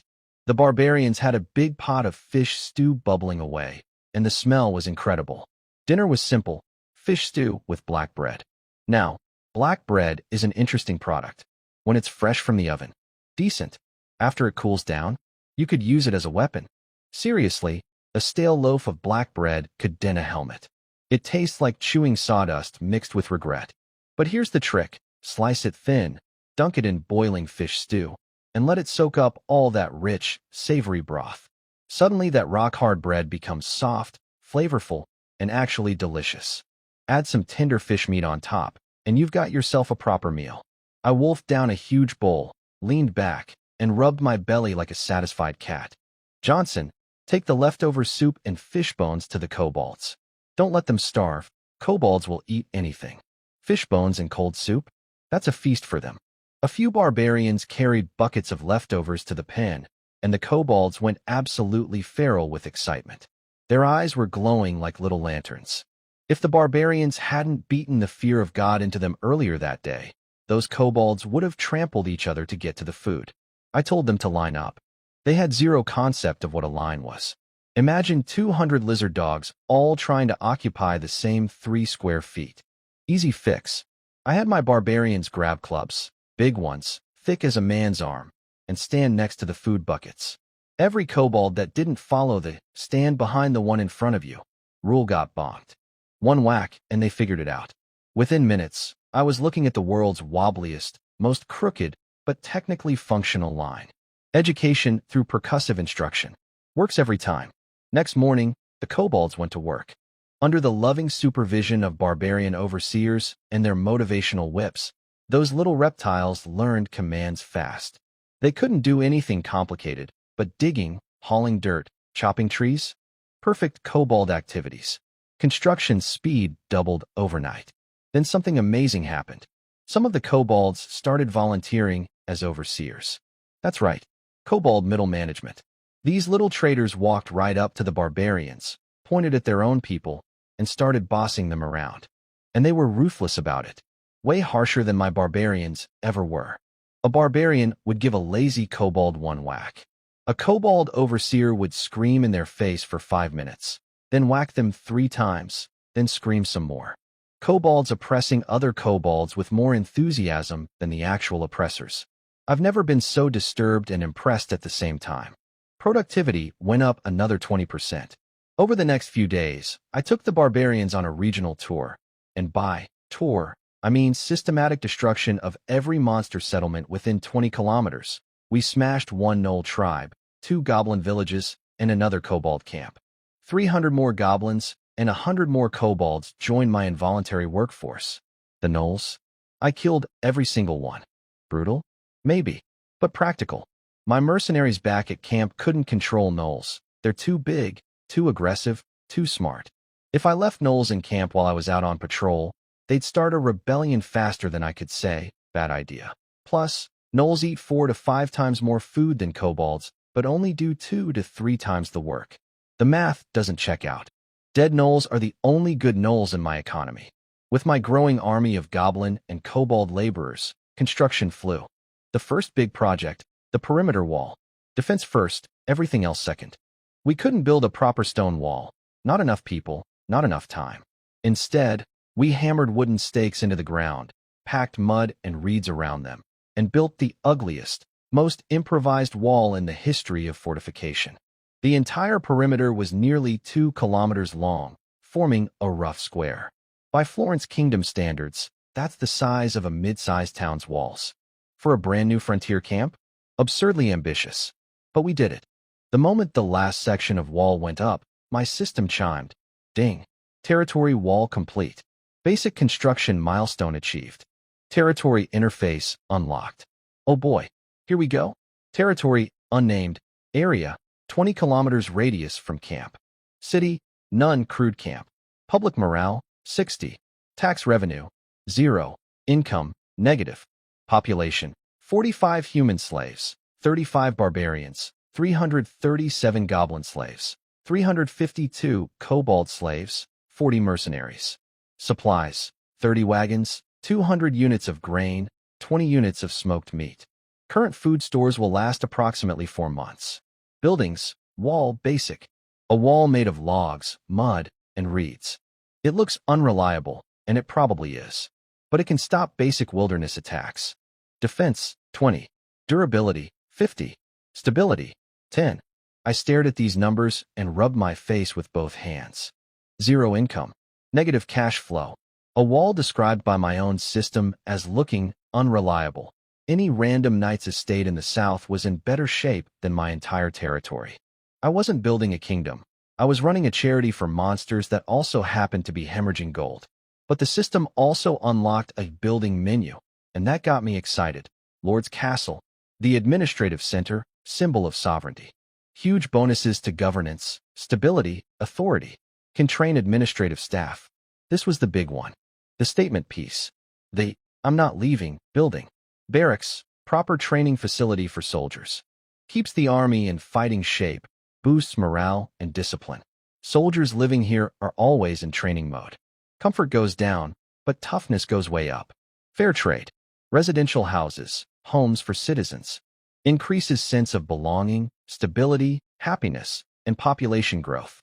Because it turns out, people are more likely to have babies when they have a roof over their heads. Revolutionary concept. I looked at my building menu. I looked at my dwindling gold reserves.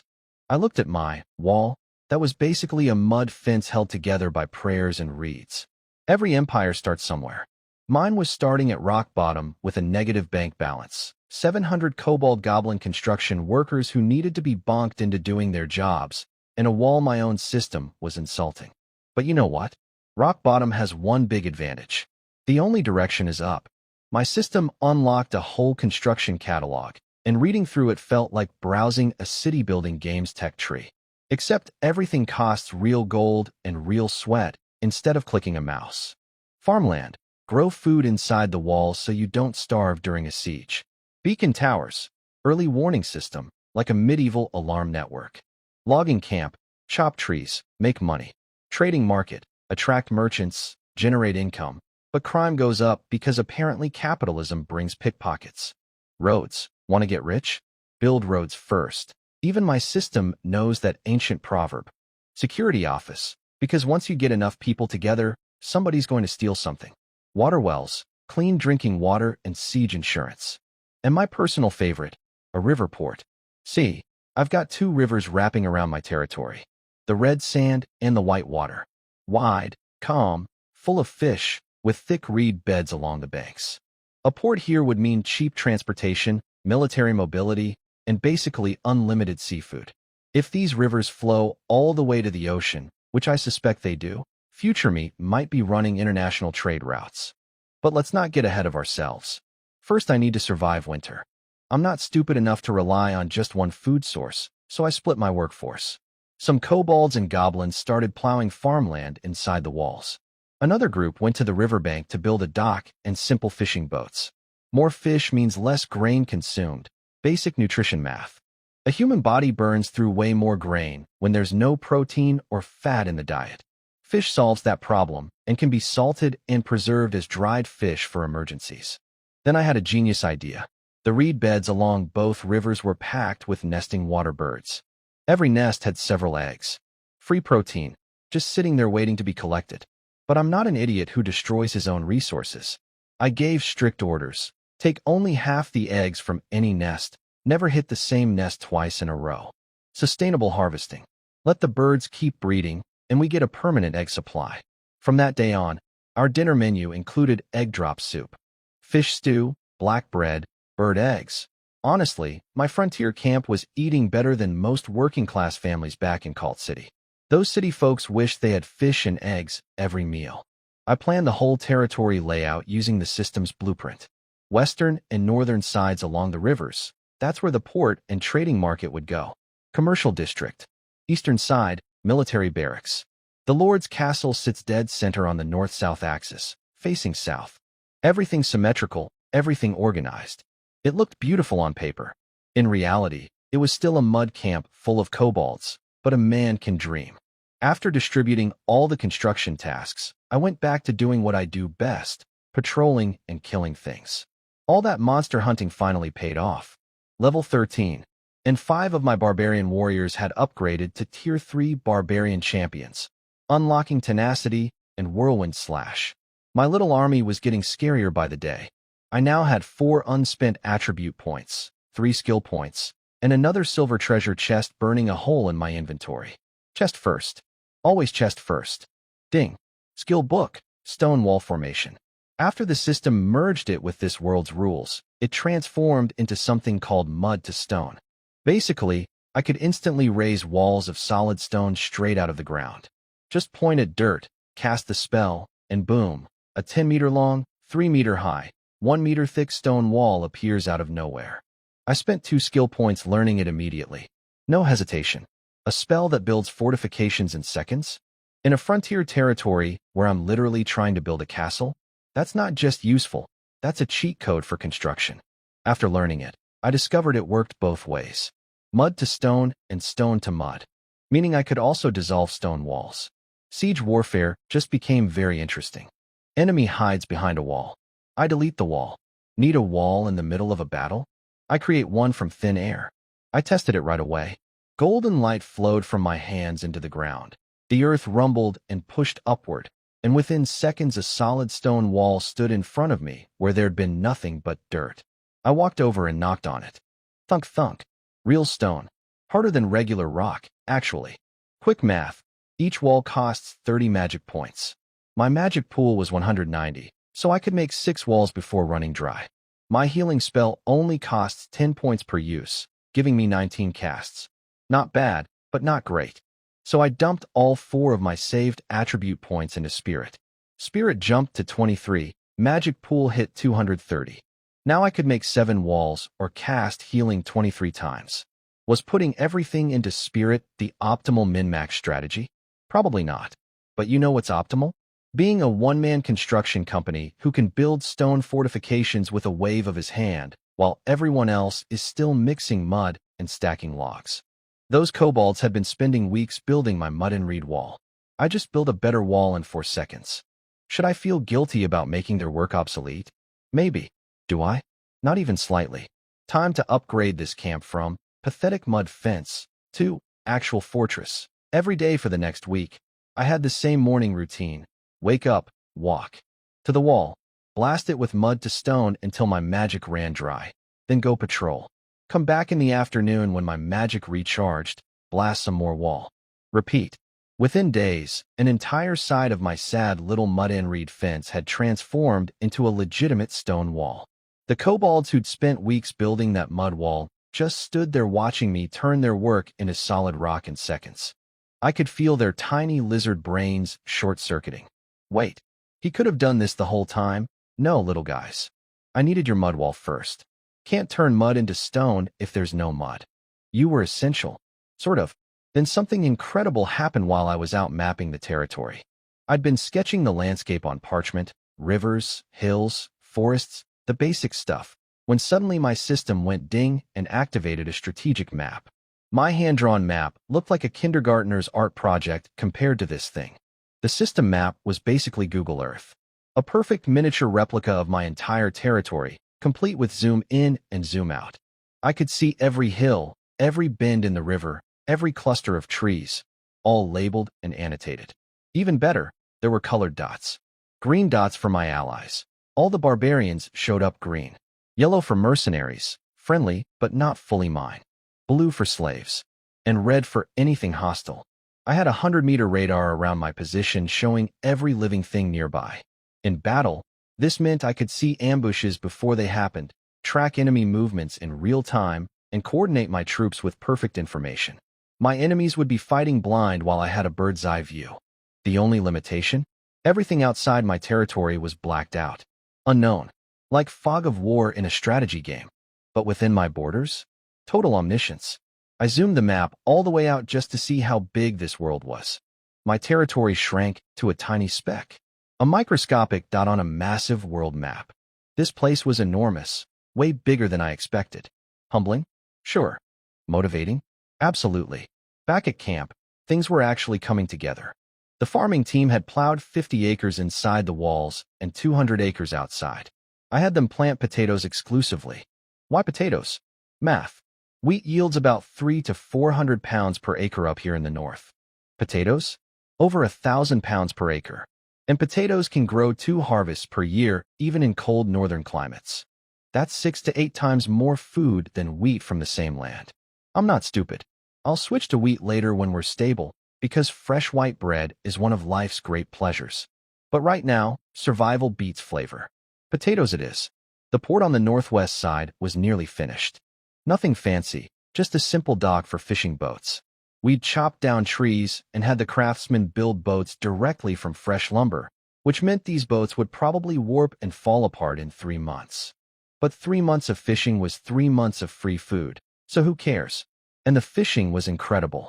Just 5 or 6 little boats were pulling in 200 to 300 pounds of fish per day. That alone was enough to feed the entire camp. The surplus got salted and dried in the sun, stockpiled for winter. Between the fish, the potatoes, and the bird eggs from the reed beds, my little frontier camp was eating like royalty. I built a massive warehouse to store everything: grain, smoked meat, dried fish, tools, building materials, all organized and categorized. This warehouse was so important that I finished it before my own castle. My home could wait. My food storage could not. I assigned 5 barbarians to guard it around the clock and declared a 30-meter exclusion zone. Nobody, not mercenaries, not slaves, nobody, got near my supplies without authorization. In a frontier settlement, food is more valuable than gold. The Lord's castle was still under construction. And by under construction, I mean still digging the foundation. I refused to rush it. This was going to be my castle, built entirely of stone, and it was going to be proper.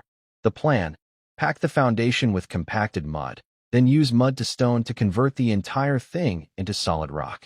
Layer by layer, floor by floor. It would take time, but when it was done, it would be a fortress that could stand for centuries. While all this was happening, I also started building roads. Roads. Roads. You have no idea how much I hate the roads in this world. Let me paint you a picture of what roads look like in the Great Florence Kingdom. Even in major cities like Cult City, supposedly the crown jewel of the North, the streets are an absolute nightmare. The main avenue? Okay, that's passable. Everything else? Mud, sewage, dead rats, mystery fluids of unidentifiable origin, random garbage dumped everywhere. The entire city smells like the inside of a toilet that hasn't been flushed since the founding of the kingdom. And when it rains, when it rains, the whole city becomes a swimming pool filled with liquid human waste. Walking through the streets feels like wading through a septic tank. People just dump their chamber pots out the window and hope for the best. The best being that it lands on someone else. I am not allowing that in my territory. From day one, I planned proper roads, hardened surfaces, gravel coating, actual drainage ditches on the sides. And I was going to establish laws. Strict hygiene laws. No dumping garbage in the streets. No using the alley as a bathroom. All waste goes to designated collection points, gets hauled outside the city, and gets composted into fertilizer at a processing facility I'd build specifically for that purpose. That's right. I was going to turn poop into profit. Human waste becomes fertilizer. Fertilizer grows potatoes. Potatoes feed people. People produce more waste. Waste becomes more fertilizer. The circle of life, powered by toilets. Every kingdom in this world has knights, wizards, and legendary warriors. Mine would be the first with functioning sewers. And honestly, I think that makes me the most dangerous lord on this continent. I was in the middle of inspecting a drainage ditch. Yes, my life has come to this, getting excited about drainage ditches, when one of my barbarian warriors started yelling. Boss, look, smoke signal. I looked up. Northeast horizon. Black smoke rising into the sky. My blood went cold, then hot, then cold again. See, right after we set up camp, I'd built beacon towers around the territory perimeter. Simple design, mud platforms converted to stone with my spell, stocked with kindling, manned by lookouts. 1 column of smoke means about 100 enemies. 2 columns means 500 plus. 3 columns means 1,000 or more. I counted the smoke columns. 500 enemies. Minimum. I was on the wall in 3 jumps. Lock up the kobolds and goblins. All of them. Now, look, I like my little lizard construction workers. They're productive. They're obedient. They're cheap. But do I trust them? During a battle? When their wild cousins are attacking from outside? Absolutely not. One whiff of opportunity, and those kobolds would flip sides faster than you can say, career change. Into the pens they go. All warriors report. Mercenaries TO defensive positions. The camp erupted into organized chaos. Barbarians grabbed their axes and assembled in under a minute. After weeks of constant fighting, my squad had leveled up significantly. Half of them were now Tier 3 barbarian champions. And Johnson? My beautiful bald wrecking ball had evolved into a giant axe berserker. A full tier above champion. The man was basically a walking natural disaster with a shiny head. The mercenaries showed up too. Their captain, a guy named Gene, immediately opened his mouth and said exactly the wrong thing. Lord Sulun, I think we should abandon the camp and run. The enemy is still far away. If we leave now, we can probably escape. I stared at him. He kept talking, but his voice got quieter and quieter as my eyes got colder and colder. Eventually he just stopped, like a wind-up toy running out of spring. Are you done? I said. He nodded, looking like a dog that just got caught eating shoes. Good. Now listen. The enemy force is between 500 and 1,000. Yes, that's a lot. But this is also an opportunity. If we crush them here, every monster tribe in the region will hear about it. We'll have months, maybe years, of peace to build and grow. Running means starting over with nothing. Fighting means winning everything. I paused and looked at every single mercenary. And for those of you who fight well, 20 acres of farmland in my territory when it's established. Outstanding performance? I'll personally grant you a knight's title. You could practically hear 40 mercenary brains doing math at the same time. 20 acres of land. That's generational wealth for a common soldier. A knight's title? That's a lifetime of status, respect, and privilege that most of them could never dream of earning otherwise. The mood shifted instantly. Slumped shoulders straightened. Nervous eyes hardened. Shaky hands gripped weapons with purpose. Morale went from, "Let's run," to, "Where do I sign up?" in about 5 seconds. Money talks. Titles scream. Now, the real reason I needed these mercenaries wasn't because I couldn't handle the monsters. It was geometry. My camp's perimeter was nearly 2 kilometers long. 36 barbarians couldn't cover all of it. The enemy could just walk around any section we were defending and wreck everything I'd built. I needed the mercenaries to plug the gaps while my barbarians did the actual killing. Then things got worse. Hoofbeats. A scout on a chestnut horse came galloping toward camp, screaming, "Urgent! Urgent military report." He skidded to a stop in front of me, practically fell off the horse, and gasped out the news between heaving breaths. "Lord Suluan. Bad news. The enemy force is at least 700. Besides gnolls, goblins, and kobolds. There are over a dozen trolls. Trolls. For those of you unfamiliar with trolls, let me explain why that word made everyone within earshot go pale. Trolls are massive, brutally strong, and love smashing things with spiked clubs. But that's not the scary part. The scary part is their regeneration. Cut off a troll's arm, it grows back. Stab them through the chest, the wound closes. Break their legs? Give it a minute, they'll be walking again. The only things that can permanently kill a troll are magic, fire, or strong acid. Everything else is just a temporary inconvenience. A dozen trolls leading 700 monsters. Coming straight from my barely built camp with its half stone, half mud walls. I smiled at the scout. Good work. Go rest. Then I turned to my people and made a decision. If we might die tomorrow, we're going to eat like kings today. Open the warehouse. Break out the white bread, the smoked meat, the sausages, and those barrels of ale we've been saving. Today, everyone eats meat. In this world, normal people eat 2 meals a day and consider themselves lucky if there's any protein involved. I was adding a 3rd meal, a full lunch, loaded with the good stuff. Fish, smoked meat, sausages, ham, mushrooms, fresh bread. Everything. The kitchen exploded into activity. Fish getting gutted. Giant pots boiling. Smoked meat getting sliced. Sausages sizzling. The smell that drifted across camp was so good that even the locked-up kobolds were pressing their faces against the pen, drooling. I grabbed my bowl first. Rich, thick stew with mushrooms, smoked ham, and chunks of fish. Tore off a piece of white bread. Actual soft white bread. Not that brick-hard black stuff. And dipped it in the broth. Sat on a rock and ate. The barbarians and mercenaries dug in after me. Nobody spoke. Just the sound of 70-plus warriors eating what might be their last good meal. Sitting in the dirt, staring at the horizon where 700 enemies and a dozen unkillable trolls were marching toward us. Johnson sat next to me, a massive bowl in his giant hands, eating quietly.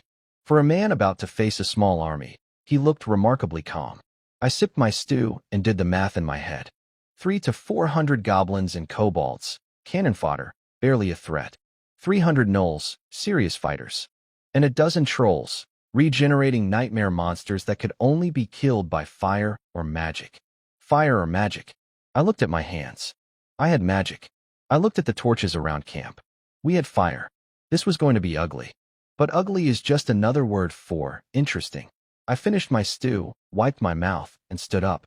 Time to plan a troll barbecue. Let me do the math on my defensive forces real quick. 35 barbarians. 40-something mercenaries. 45 craftsmen slaves who I absolutely refused to let anywhere near the fighting.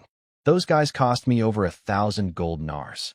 If a single carpenter died on the battlefield, that's more money lost than the entire goblin army was worth. My craftsmen were going to hide in the safest corner of camp, and they were going to like it.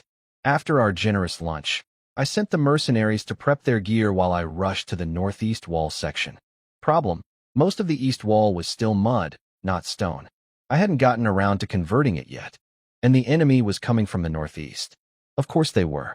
My camp had 2 gates, east and west. The enemy would almost certainly hit the east gate. So I had the barbarians rig the approach with traps. These guys were wilderness survival experts. Back in their tribal days, they hunted using traps more than direct combat. Pit traps, spike traps, falling rocks. They set them up like they were decorating for a party. A murder party. Meanwhile, I had the craftsman slaves haul out all the dried reeds we'd been collecting and pile them near the east gate. You'll see why in a minute. 3 o'clock. The afternoon air was cool, autumn in the northern wilderness. Then a dark line appeared on the horizon. As it got closer, it wasn't a line anymore.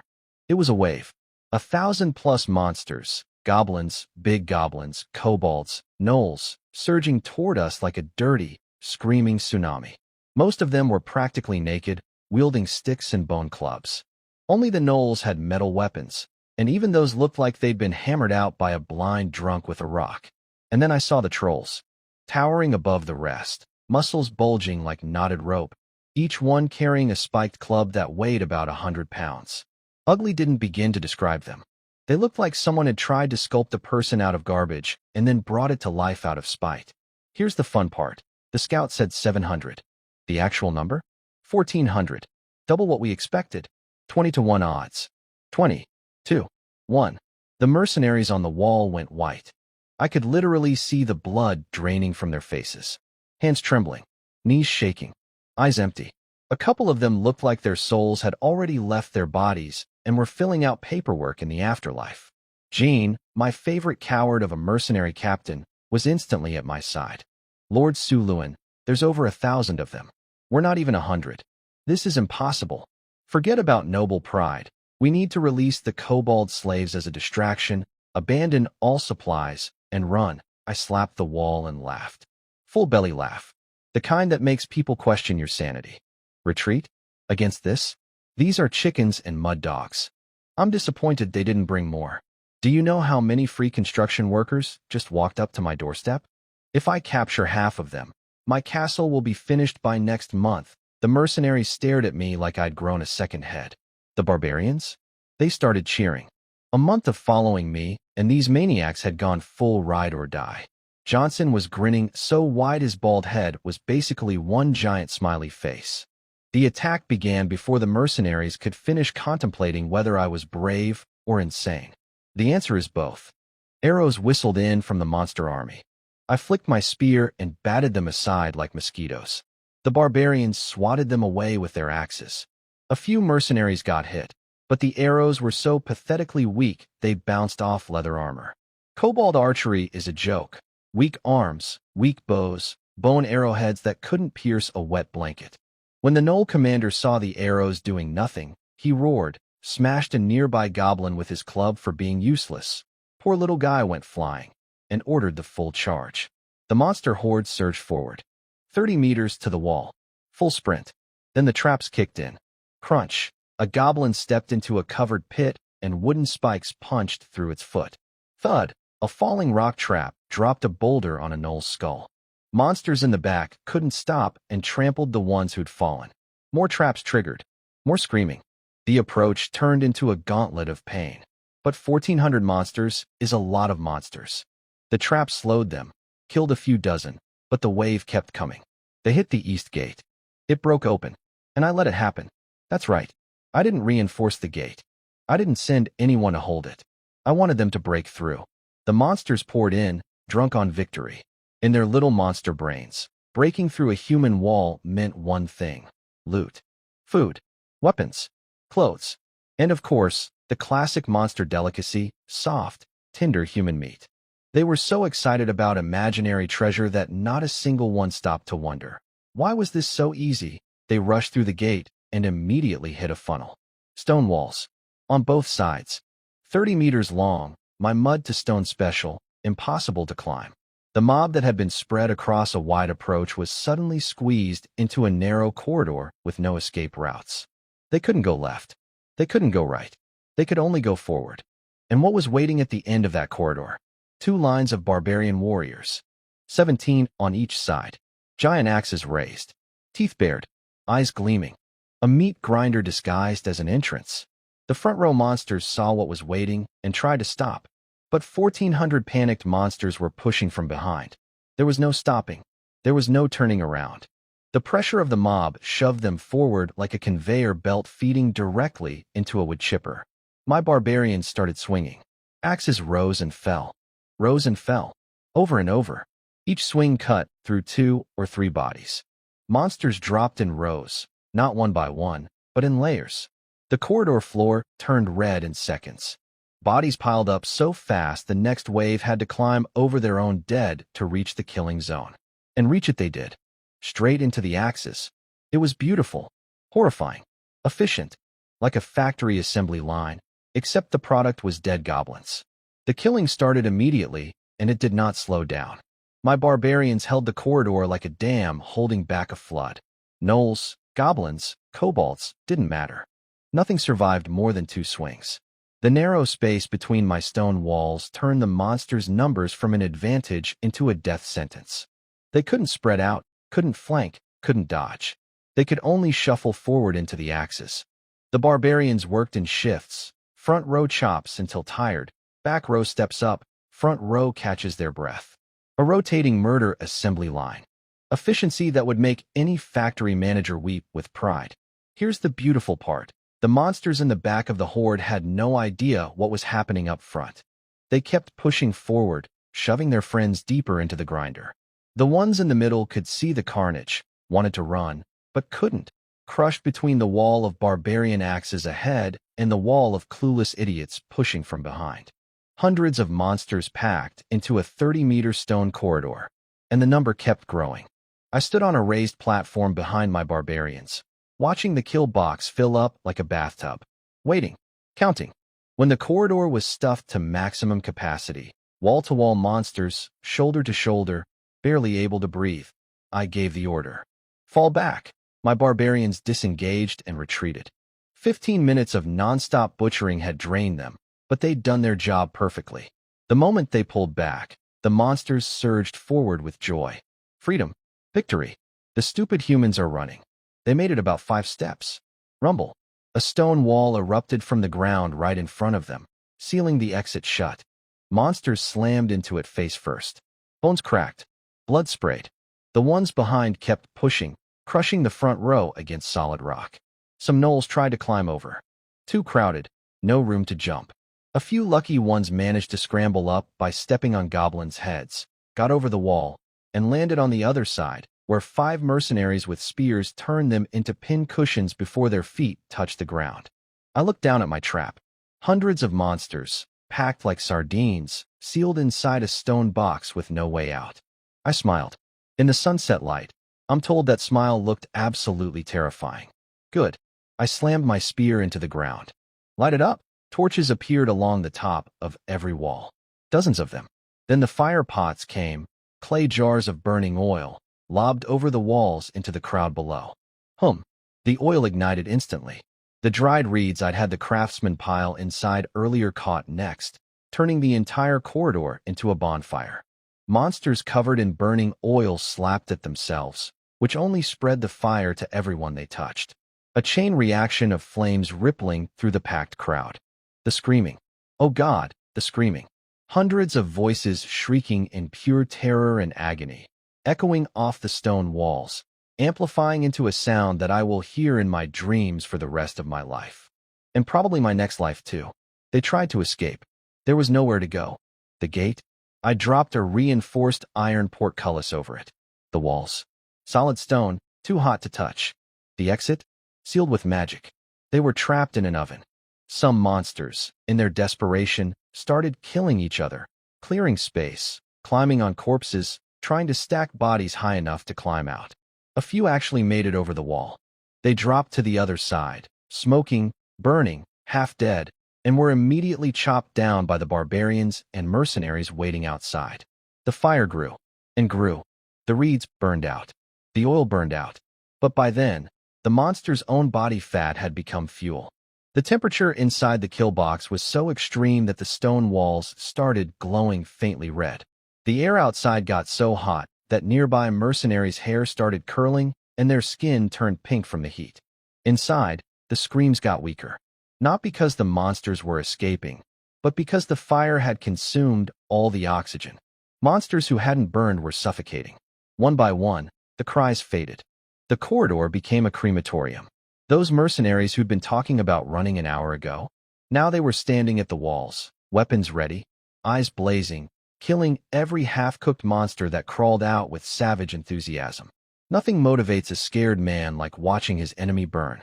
Suddenly, 20-to-1 odds didn't seem so scary anymore. I didn't stick around to watch. The monsters in the kill box were already dead. They just hadn't finished dying yet. I had bigger problems. A chunk of the enemy army was still outside the walls, and I wanted them. Every kobold and goblin out there was a potential construction worker. Every enemy that escaped was a future threat. I looped around through the west gate and came around to the east side. Outside the wall, a mob of remaining monsters was hammering at the portcullis, trying to break in. 2 trolls were smashing it with their massive clubs. The iron gate was dented and warped, but holding.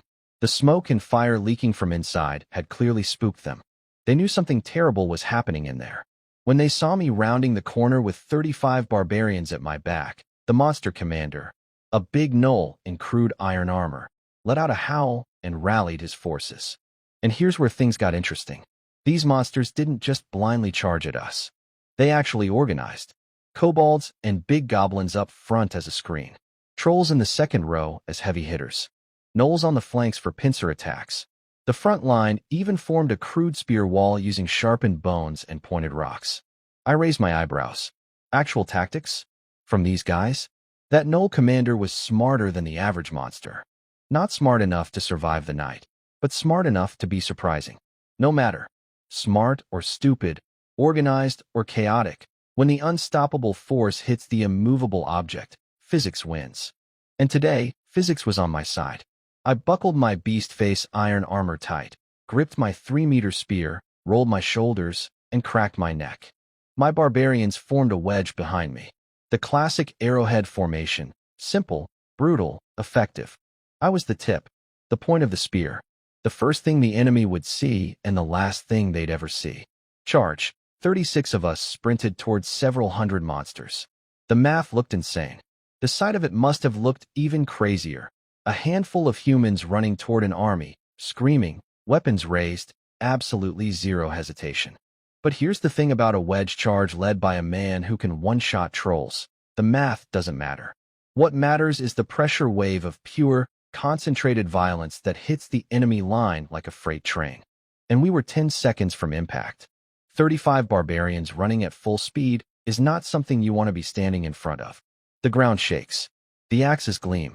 The expressions on their faces say, "We are going to turn you into a fine red mist and enjoy every second of it." Now, if we'd been charging at the Florence Kingdom's elite bear legion, fully armored heavy infantry, trained professionals, my barbarians would have had a rough time.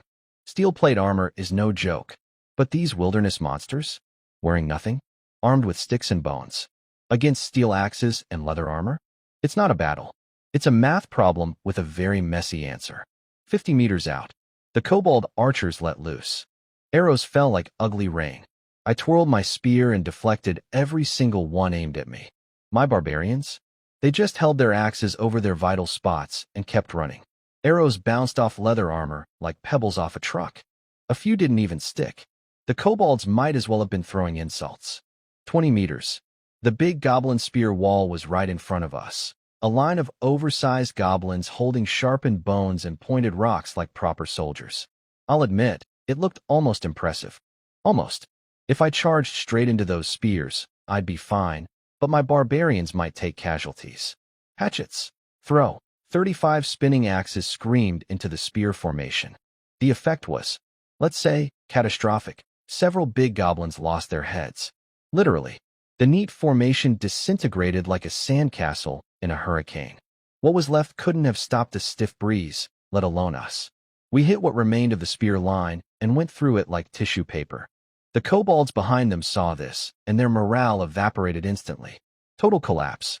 Didn't even try to fight, just screamed and scattered. Our wedge punched straight through the center of the enemy army without slowing down for a second. Big goblins, gone. Kobolds, gone. And then we slammed into the gnolls. These gnolls were tougher than the ones I'd fought before. A mid-sized tribe that had survived the wilderness through genuine strength. They roared and charged at us with real aggression. I swung my spear sideways. The iron shaft hit a gnoll with so much force that the sound of it tearing through the air was like a thunderclap. The gnoll's body folded. Ribcage shattered. Spine snapped. Internal organs turned to soup.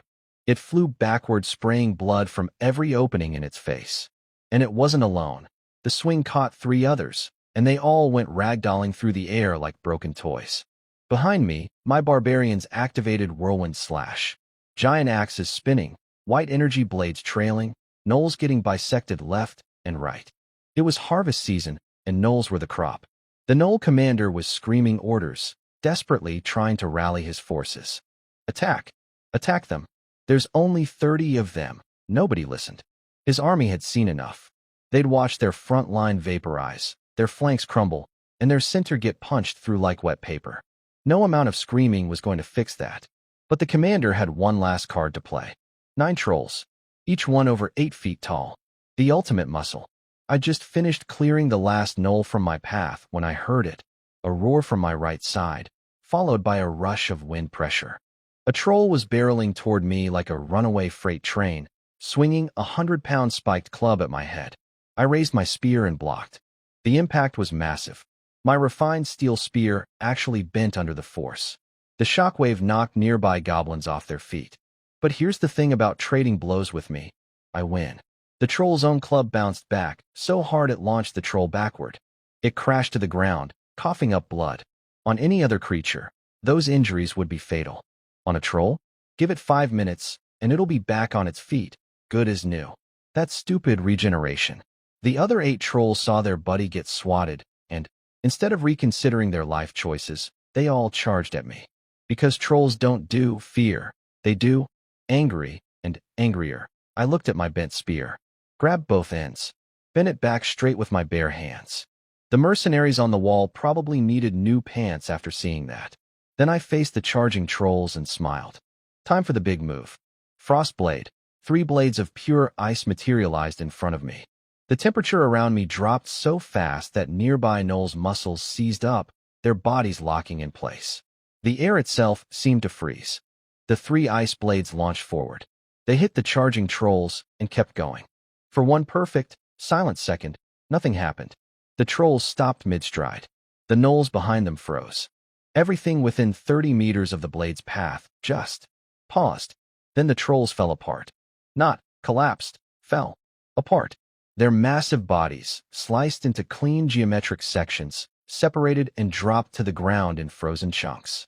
No blood. Every drop had crystallized into ice on contact. Their organs, their muscles, their bones, all flash-frozen solid. The regeneration that made trolls unkillable can't regenerate when every cell in your body is a tiny ice cube. The ice blades carved a 30-meter corridor of death through the enemy army before dissipating. Everything in that path, big goblins, gnolls, trolls, was sliced and frozen. Dead. Permanently. No coming back. No regeneration. Just meat popsicles scattered across the battlefield. Up on the wall, Jean the mercenary captain whispered something that I heard about later. Even the heroes from Legends couldn't be stronger than this. That's sweet, Jean. Remember when you wanted to run away? I remember.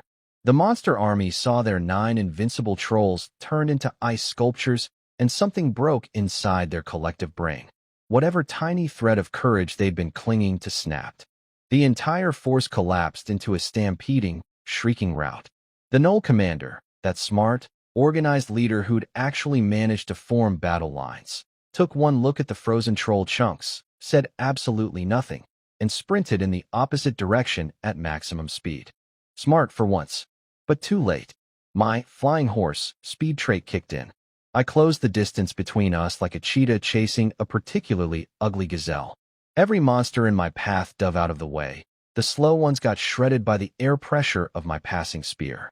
The gnoll commander looked over his shoulder, saw me getting closer, pumped his legs harder. Terror does wonderful things for cardio, but it wasn't enough.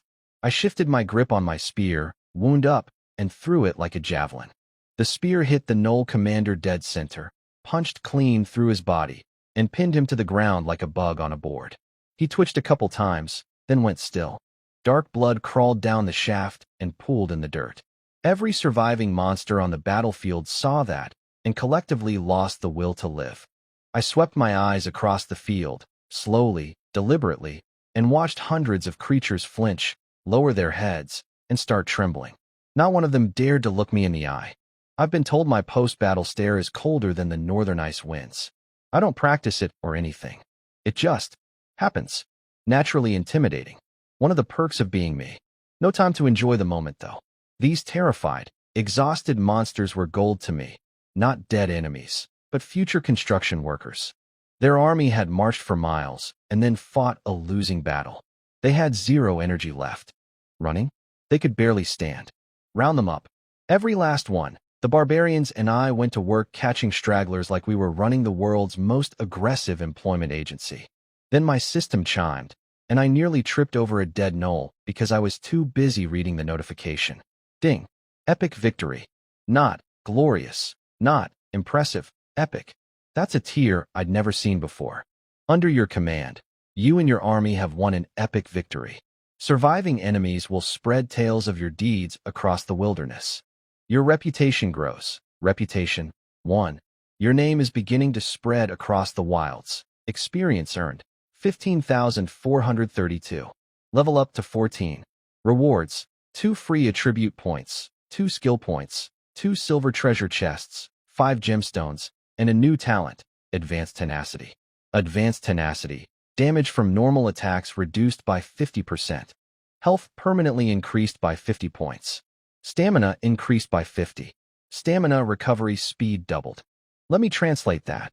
Regular weapons now do half damage to me. I recover energy twice as fast.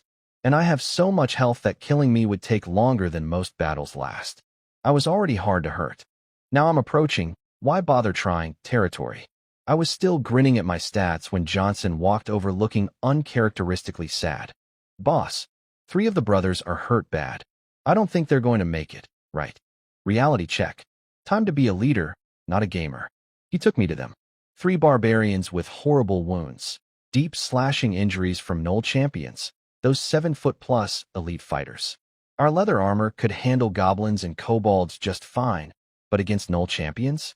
About as useful as wrapping yourself in newspaper. The worst one had his chest ripped open. I could see his ribs, 2 of them broken, and through the gap, his internal organs were visibly moving. 1 inch deeper, and he'd have been gutted like a fish. The fact that he was still alive was pure barbarian stubbornness. I knelt down, set the broken bones back in place. He screamed, but he'll forgive me, and activated life remedy. Green light gathered in my palm and sank into his body. The bleeding slowed. The wound started closing. Then the light faded. Only a third healed. Life remedy is a beginner spell. It's not going to reassemble a man who was nearly cut in half. I hit him with a second cast. The wound still wasn't fully closed, but his life sign stabilized. He'd stopped actively dying, which in frontier medicine counts as a success. I patched up all 3 the same way. Double healing spell, wound powder, bandages, strict bed rest. They'd be out of action for at least a month, but they'd live. In a world where a wound like that is basically a death sentence without a temple priest or expensive holy water, my bargain basement healing magic was a lifesaver. Literally. Holy water costs 10 gold per bottle, by the way. 10 gold. For fancy, glowing water. My healing spell costs 0 gold and unlimited refills. Take that. Organized religion. Now for the really good news. Every single surviving barbarian warrior had upgraded to Tier 3 barbarian champion after this battle. All of them. My entire squad was now elite. And Johnson? My magnificent bald wrecking ball. He'd broken through to the ultimate barbarian class. Barbarian Berserker Lord. His traits all leveled up too. Basic strong became intermediate strong. Permanent 4 to strength and constitution. Basic tenacity became intermediate tenacity. More health. More stamina, faster recovery, 15% damage reduction. And his rage ability? Evolved into advanced rage. 80% pain reduction, 50% strength increase, 20% speed boost, rage duration up 50%, and the post-rage weakness period reduced by 30%. The man was now several times stronger than when I bought him. If I put him in proper iron armor, he'd be an unstoppable killing machine. A bald, grinning, axe-swinging force of nature. The final body count was devastating for the enemy. Over 600 burned alive in my trap. 200 killed in the field fighting. Fewer than 100 escaped into the wilderness. And 500 captured alive. 500 new slaves. Big goblins, kobolds, and yes, even some gnolls this time. The big goblins were actually decent workers, about 4.5 feet tall, dumber than a box of rocks, but they followed orders and had surprisingly good discipline for monsters. Perfect slave labor. The prisoners were absolutely traumatized. Not a single one resisted. Not a peep. They'd watched their army get funneled into a fire pit, seen their trolls frozen into ice cubes, and watched their commander get javelined into the dirt. Rebellion was not on anyone's to-do list. I walked back to camp absolutely drenched in blood. Not mine. Well, mostly not mine. Every step left a red footprint. Blood dripped from every gap in my armor like a leaking faucet. I probably looked like I'd taken a bath in a slaughterhouse. Johnson, take the prisoners back to camp. Separate pens. Keep them locked down tight. I paused and grinned. And don't let any escape.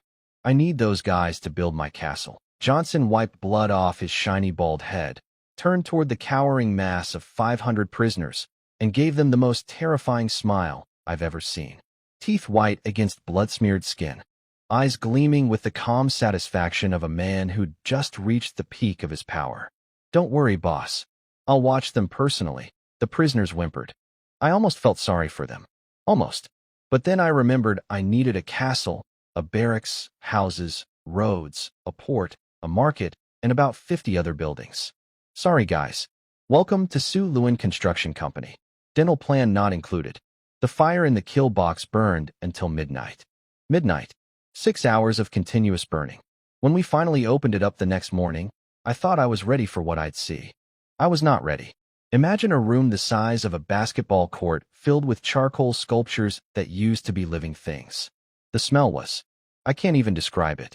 A mix of burnt hair, scorched meat, and something chemical that made my eyes water and my stomach do backflips. I've killed hundreds of monsters without flinching, but this almost made me throw up. The funniest consequence? Nobody in camp could eat meat for days. Every time someone looked at a piece of cooked fish or smoked sausage, they'd remember that smell, and suddenly they weren't hungry anymore. 1,000-person army of monsters couldn't break our spirit, but the lingering aroma of barbecued gnoll nearly destroyed our appetite permanently.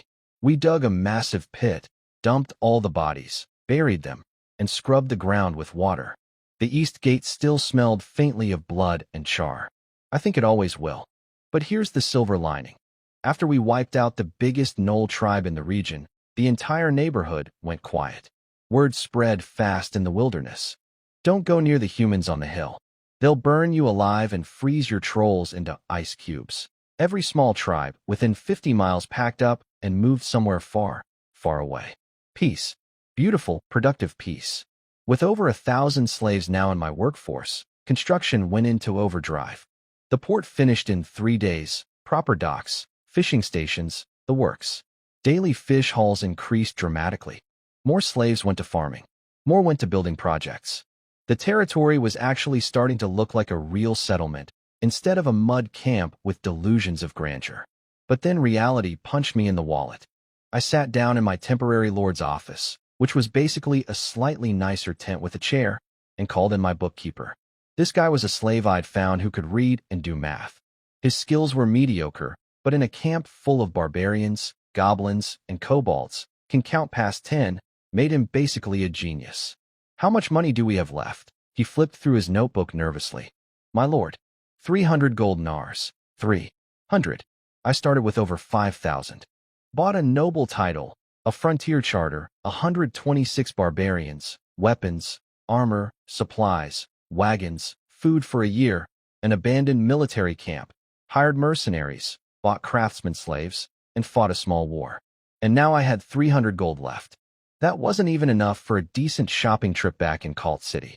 And the food situation, since you captured 500 more slaves, food consumption has doubled. The mercenaries have been paid. We don't have enough left to buy supplies from the city. I rubbed my chin. The classic startup problem. We were growing fast, but bleeding cash faster. I needed people to build the territory, but people need food, and food costs money, and money comes from taxes, and taxes come from citizens, and citizens won't come until the territory is established, and the territory can't be established without people. It's a chicken and egg problem, except the chicken costs 50 gold, and the egg needs to be defended from gnolls. First things first, I needed more hands that didn't need constant supervision. Johnson, right here, boss. He appeared at the door like a bald genie. Go back to Cult City. Bring your families here. All of them. The territory is safe now. His face lit up like a sunrise over his chrome dome. Really? I'll get a team together right now. Go fast. Come back faster. The barbarian women and children would be a huge help. Those women and children could outwork most grown men back in civilization. One barbarian housewife could do the labor of 3 human farmhands while carrying a baby. Oh, and Johnson, one more thing. Spread the word in the city. Tell everyone that Lord Su Luan has successfully established a territory in the wilderness and is looking for trade partners. We need merchants. I didn't have much to trade yet, but merchants are like sharks. They smell opportunity from miles away. If even one trader made the journey out here and saw what I was building, word would spread. More traders would follow. Supply chains would form. Economics would kick in. Johnson left with 2 warriors. I stopped sending hunting parties for more slaves. Honestly, the nearby tribes had already figured out that living near me was hazardous to their health. Most had relocated. Smart move. The few remaining were too small to bother with. Instead, I focused all energy on building. And after several days of concentrated effort, the blacksmith shop was finally complete. The moment the last brick went into place, my system went absolutely berserk. Ding, ding, ding. Blacksmith shop constructed. Equipment database loading. Metalworking techniques importing. Forging technology importing. 10%, 20%, 50%. Import complete. System shop, weapons and equipment section unlocked. Oh yes. The blacksmith shop description was nice enough. Improved weapon quality, faster crafting, better training for smiths. Standard stuff. But the real prize was the shop. I opened the system menu and there it was, a full catalog of weapons and armor from the Rise of Empires game. Swords, spears, bows, crossbows, light armor, heavy armor, shields, everything organized and priced. Not just basic gear either. There were premium weapons, enhanced equipment, specialty items. I scrolled through the list with the excitement of a kid in a toy store. Then I scrolled to the legendary section. The Heaven's Edge Imperial Sword? Not available. The Emperor's Blade? Nope. The Serpent Spear? The Sky Halberd? Nothing. All the legendary weapons were locked. Grayed out. Unavailable. I mean, those things weren't even purchasable in the game, so I shouldn't be surprised. But a man can dream. Still, having access to a full weapon and armor catalog was game-changing. Once I had iron flowing into the smithy, I could equip my entire army with proper gear instead of basic leather and repurposed human-sized axes. Speaking of iron, I had a lead. Those gnolls we'd massacred had been carrying metal weapons. Crude, ugly, full of slag, but metal nonetheless. Gnolls couldn't buy iron from humans. There's a trade embargo on selling metal to monsters, which meant they were mining and smelting their own or somewhere nearby. If I could find that mine, my iron supply problems would be solved forever. I couldn't go take it now, though. Not with only 100 combat-capable people. That mine would have to wait until my population grew. Same with finding a coal deposit for fuel. For now, I had a blacksmith shop, a weapons catalog, 300 gold coins, 1,000 mouths to feed, and a territory that was somehow both thriving and broke at the same time. Every business book I never read in my previous life probably had a chapter about this exact situation. Something about cash flow challenges in early-stage ventures, or scaling workforce ahead of revenue. I just called it being poor with a lot of employees, but we were alive. We were growing. And somewhere out there, a Knoll iron mine had my name on it. The empire wasn't built yet, but the foundation was solid. Mostly because I literally turned it into stone with magic. The blacksmith shop was finished, and my system decided to dump an entire shopping catalog into my brain. It was like opening Amazon for medieval weapons. Swords? Got him. Spears? Yep. Armor sets? Pages and pages. Materials? Oh boy, regular iron, refined steel, dark iron, divine iron, all available for purchase. Then I looked at the prices, and my liver hurt. Regular stuff? Reasonable. 100-year dark iron ingot? 100,000 gold nars. For one piece of metal. I had 300 gold to my name. I couldn't afford the decimal point on that price tag. And the legendary materials, 1,000-year dark iron, 9 heaven dark iron, ultimate tungsten steel, not even listed, not available. The system was basically taunting me. Here's a menu of incredible things you'll never afford. Enjoy window shopping, peasant lord. In the game, 100-year dark iron was a must-have item. Wear it, and it passively regenerates your health and boosts your stats. Every serious player carried some. In this world, it costs more than my entire territory is worth. Cool. Cool, cool, cool. I also found equipment blueprints and forging technique manuals in the shop. Learn a blueprint. Craft the item yourself. The technique manuals boost your blacksmith skill level. Price per manual? 1,500 gold nars. I had 300. I couldn't even afford to read about getting better at making things. After browsing the entire catalog, I came to a humbling conclusion. I couldn't afford a single complete equipment set. The lord of this territory, owner of 1,000 slaves, conqueror of armies, slayer of trolls, and I was too broke to buy one suit of armor from my own blacksmith shop's catalog. But there was a silver lining, a fat, beautiful silver lining. The shop prices were for buying finished products directly from the system, having my own blacksmith make the same stuff. Half price. Those two-handed axes I bought for 30 gold each in Cult City, my blacksmith could forge one for 15. And once I had my own iron mine, even cheaper. Here's the thing that really bugged me. My barbarian warriors were fighting at maybe 60% of their potential. According to the system, a proper barbarian champion should be equipped with a two-handed axe, chainmail armor, throwing axes or javelins, and a backup weapon. A barbarian giant axe warrior should have full iron plate armor. What did my guys actually have? One axe, one leather vest, one throwing hatchet. That's it. The absolute minimum loadout.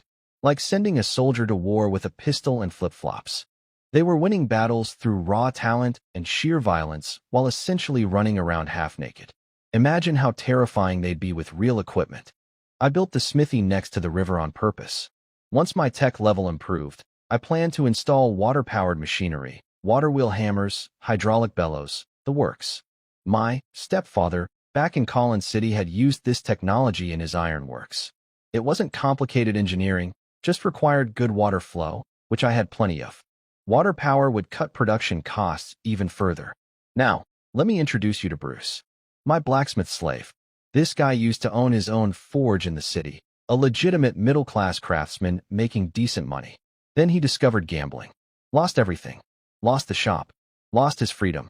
Got sold into slavery because he couldn't stop betting on whatever this world's equivalent of horse racing is. Gambling addiction, turning skilled professionals into my property since forever. Bruce practically danced when he saw the completed smithy. My lord, this is perfect. Give me materials and I'll forge anything you need. Fix the soldier's equipment first. Then start on farming tools. Do good work, and I'll upgrade your rations. Thank you, my lord. I'll work day and night. His eyes were literally sparkling. An upgrade in rations meant fish and meat instead of thin soup. It also meant his own sleeping space instead of sharing a room with 10 other snoring, farting slaves.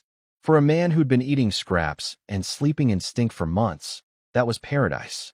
This brings me to my management philosophy. I designed a whole incentive system for the slaves, because I'm not an idiot. If you treat every slave the same regardless of effort, you get minimum effort from everyone. Why work hard if lazy Steve next to you gets the same bowl of gruel? So I created tiers. Bottom tier, basic laborers. Goblins, kobolds. They get, not starving, rations. Just enough food to keep them moving. That's their ceiling and their floor. Next tier, skilled workers. Better food, clear work targets. Hit your targets? Eat well. Exceed them? Bonus portions. Meat. Maybe an egg. Higher tier, specialists who've proven themselves. Good food. Private quarters, no more communal sleeping. And at the very top, freedom. If a slave accumulated enough contribution points, I would officially release them and grant them citizen status. Sounds generous, right? Here's the catch. The contribution threshold was set at 10 times the slave's purchase price. A slave I bought for 6 gold would need to generate 60 gold worth of value before earning freedom. And after becoming a free citizen, they'd still live in MY territory, pay MY taxes, work MY land, and contribute to MY economy. I wasn't losing anything. I was creating a loyalty ladder where every rung benefited me more than the last. The slaves thought they were climbing toward freedom. They were actually climbing deeper into my economic ecosystem. The day I announced this system, productivity across the entire camp doubled. Overnight, every slave suddenly had a reason to work harder. A carrot dangling in front of every donkey. I love capitalism, especially when I'm the only capitalist. Now, the real treasure from the battle wasn't gold, it was scrap metal. Those gnolls and trolls had been carrying massive spiked clubs and crude iron weapons. Sure, the quality was garbage, slag everywhere, terrible smelting, but iron is iron. And those troll clubs were heavy. A single spiked club weighed over 100 pounds. Even after you melted out all the junk, you'd get 80 pounds of usable iron. We'd collected thousands of pounds of scrap weapons. Bruce and the other smiths melted it all down and produced several thousand pounds of iron ingots. Not premium quality, but absolutely usable. Quick math. Repair all the barbarians' damaged weapons. Barely a dent in our iron supply. Forge farming tools from the lowest quality iron. Another small dent. And the rest? Armor. Several thousand pounds of iron meant I could forge over 100 sets of armor. My barbarian warriors, who'd been fighting in leather vests this whole time, taking wounds that proper armor would have prevented, were about to get a serious upgrade. Imagine 35 barbarian champions, fully armored in iron, dual-wielding oversized axes, going berserk. The wilderness wasn't ready. Honestly, I wasn't sure the kingdom was ready. But first, Bruce needed to actually forge everything. And that was going to take a while. One blacksmith, several thousand pounds of iron, 100 sets of armor. Good thing I had plenty of goblin assistants to pump the bellows. The smithy was up and running, and Bruce was doing his thing. The man stripped down to basically a loincloth, which is the universal blacksmith dress code apparently, and started barking orders at his apprentices. Carts of scrap weapons rolled into the furnace. The whole building felt like standing inside a dragon's mouth. 50 degrees minimum. My eyebrows were sweating. Now, here's where my previous world knowledge hit its limits hard. We didn't have coal. No coal mines discovered yet. So we were using charcoal, which tops out at about 700 degrees in open air. In a proper furnace with bellows, you can push it to 900, maybe 1,000. But smelting iron needs at least 1,000 degrees. I did remember one useful thing from my previous life. If you preheat the air before blowing it into the furnace, you can boost the temperature by about 200 degrees. That pushed us to 1,200, actually higher than basic coal smelting. Take that, coal industry. And honestly, not having coal might be a blessing in disguise. Coal contains sulfur. Sulfur gets into the iron. Sulfur makes iron brittle. Brittle weapons snap in half during a fight. Doesn't matter how cheap your production is if your swords break like breadsticks. I'd rather have slower production of good iron than fast production of garbage. As for making steel, I knew the basic concept. Steel is iron with less carbon. Too much carbon, iron. Too little, soft wrought iron. The perfect amount, beautiful, strong steel. What's the exact perfect ratio? No clue. Should have memorized more Wikipedia articles before getting Ice Guide, I muttered, rubbing my temples. This is the universal regret of every person who's ever been transported to another world. You remember the theory, but not the numbers. I could explain what steel is to anyone who asked. I just couldn't tell you how to make it precisely. Fortunately, Bruce was an experienced smith. He knew the old-fashioned method. Heat the iron, hammer it, fold it, heat it again, hammer it again. Repeat. One cycle is one fold. Do it 100 times and you get 100-fold steel, the best material commercially available in the Florence Kingdom. Most military gear used 30-fold steel. 100-fold was reserved for elite weapons. The dwarves made better stuff, of course. Dwarves always make better stuff.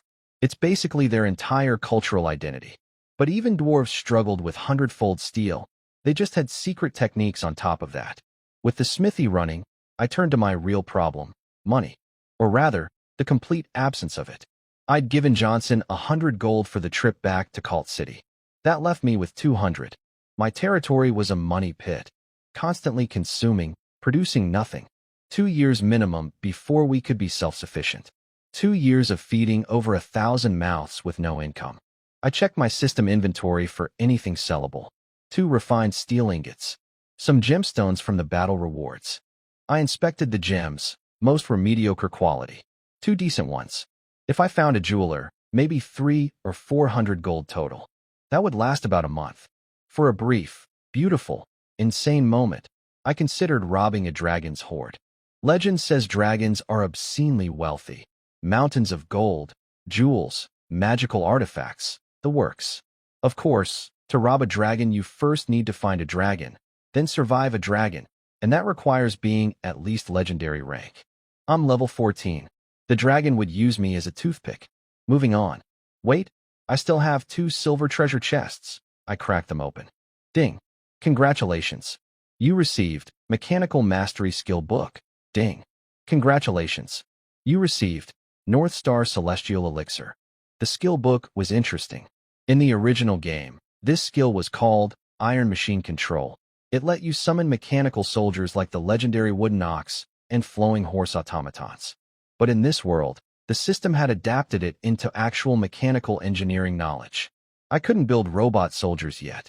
The upgrade path was ridiculous. First upgrade mechanical mastery to advanced, then learn Iron Machine secrets, then find an NPC called the Peach Blossom Immortal, pass his trial, and then receive the ultimate reward, Golem Construction Techniques. Golem Construction. The system had literally reverse-engineered wizard magic and turned it into craftable technology. Steel Golems. A single steel golem could demolish an entire order of knights. Not cavalry, actual knights. Individual superhuman warriors, wiped out by one walking metal giant. My hands were shaking just reading about it. But reality check. I had no idea where to find the Peach Blossom Immortal. In the game, you just walked to a peach grove and he was standing there. In real life, could be anywhere on this massive planet. The system gave 0 hints. Thanks for nothing, you useless game engine. Still, even without the golem endgame, mechanical mastery was incredibly useful right now. I could design and build machines, water-powered forging hammers, hydraulic bellows, mechanical tools. A water-powered hammer could do the work of dozens of blacksmiths, striking with perfect consistency and tireless force. 100-fold steel that took weeks by hand, days with a machine. My stepfather's ironworks back in Collin City already used water-powered equipment. Now I could build my own, possibly better. I learned the skill immediately. Knowledge flooded into my brain. Gears, levers, pulleys, water wheels, drive shafts, transmission systems. Beautiful, practical, profit-generating knowledge. Then I picked up the other reward. The North Star Celestial Elixir. It was gorgeous, a crystal bottle filled with blue, semi-transparent liquid. When I tilted it, tiny stars sparkled inside, like someone had bottled a piece of the night sky. Even in the game, this stuff was rare. The description was simple and devastating. A miraculous liquid formed from the concentrated power of the stars. Permanently increases strength or constitution by 3 points. Only one stat is affected per use. Can be used repeatedly, plus 3. Permanently. That's the equivalent of months of brutal training condensed into one gulp. I stared at the bottle. 3 points of strength would bring me to 29, nearly 30, which was approaching superhuman territory. 3 points of constitution would make me even harder to kill. Decisions. But honestly, what a day. I'd gone from broke and worried to having a working smithy, a mechanical engineering degree downloaded into my brain, a future golem army to dream about, and a magic star smoothie that would make me permanently stronger. Being poor never felt so promising. I drank the star juice without hesitation. You don't stare at a free stat boost and think about it. You chug. The liquid was cool going down, like swallowing liquid moonlight. Energy spread through my body, settling into my bones, my muscles, my core. A few seconds later, ding. Constitution increased by 3 points. 25 became 28. Just like that. I flexed a few times, rolled my shoulders, did a couple squats. My body felt denser somehow. Tougher. Like my skin had been upgraded from leather to steel. Between my advanced tenacity reducing damage by 50% and my constitution now at 28, hitting me was becoming increasingly pointless for most creatures on this continent. But enough admiring myself. I had machines to build. The water-powered forging hammer was my top priority. The concept was simple. Use river current to spin a water wheel. Convert that spinning motion into an up and down hammering motion, and let physics do the work that would normally require a very tired blacksmith swinging a hammer 10,000 times. I drew up blueprints for every component. The tricky part was the transmission, the thing that converts circular rotation into vertical hammering. But honestly, it's just a camshaft. A wheel with wooden pegs that push the hammer up as it spins, then gravity brings it down. I added a gear system to adjust speed and force. Faster hammering for thin work, slower and heavier for serious forging. My craftsmen weren't geniuses, but they could follow instructions. With me supervising every step, we had a working water-powered forging hammer in 2 days. The moment of truth. Open the gate. The sluice opened. River water roared down the channel and slammed into the water wheel. The massive wooden wheel groaned, shuddered, then started turning. Slowly at first, then faster. The connected hammer rose, reached the top. Boom. The hammer crashed down onto the iron ingot with a thunderclap. Sparks exploded in every direction. The ground vibrated under my feet. Boom, boom, boom. The rhythm picked up, steady, relentless, mechanical. Each hit landed with identical force, identical angle, identical precision. No human blacksmith could ever match this consistency. The iron ingot visibly compressed and transformed under the assault, becoming denser, tighter, stronger with every blow. In a fraction of the time it would have taken by hand, the ingot was done. Bruce brought me the finished steel bar. I bounced it in my palm. Heavy, solid, with a satisfying ring when I flicked it. Not quite as good as my system-grade refined steel, but close. Way better than anything a manual forge could produce. Ding. Water-powered forging hammer integrated into blacksmith shop. Production efficiency 3. Steel quality 1. 3 times faster production. Better quality steel. And the machine never gets tired, never takes breaks, and never develops a gambling addiction. Sorry, Bruce. The machine is my new favorite employee. Nice work, I told Bruce. Use this quality steel to forge 35 sets of equipment, custom two-handed axes, and armor. How long? Bruce hesitated. My lord, the apprentices are still learning, and armor is complex work. You have 2 weeks. The water hammer does the hard part now. If you can't manage it, I let the silence fill in the rest. Consider it done, my lord. Wonderful. Motivation achieved. I pulled up my system's equipment database and sketched out the proper barbarian giant axe warrior loadout, the weapons and armor that the system recommended for my troops' current class level. These blueprints were designed for 7-foot barbarians, not regular humans. The axes were longer, heavier, with broader blades. 30 pounds of steel per axe. A normal person couldn't even lift one of these things, let alone swing it in combat. I sent the blueprints to Bruce and moved on to my next project, the water-powered bellows. This one went even faster. Same principle, water wheel provides power, mechanical linkage converts rotation into a pumping action that forces preheated air into the furnace. But bigger, way bigger. 7 feet tall, 10 feet wide.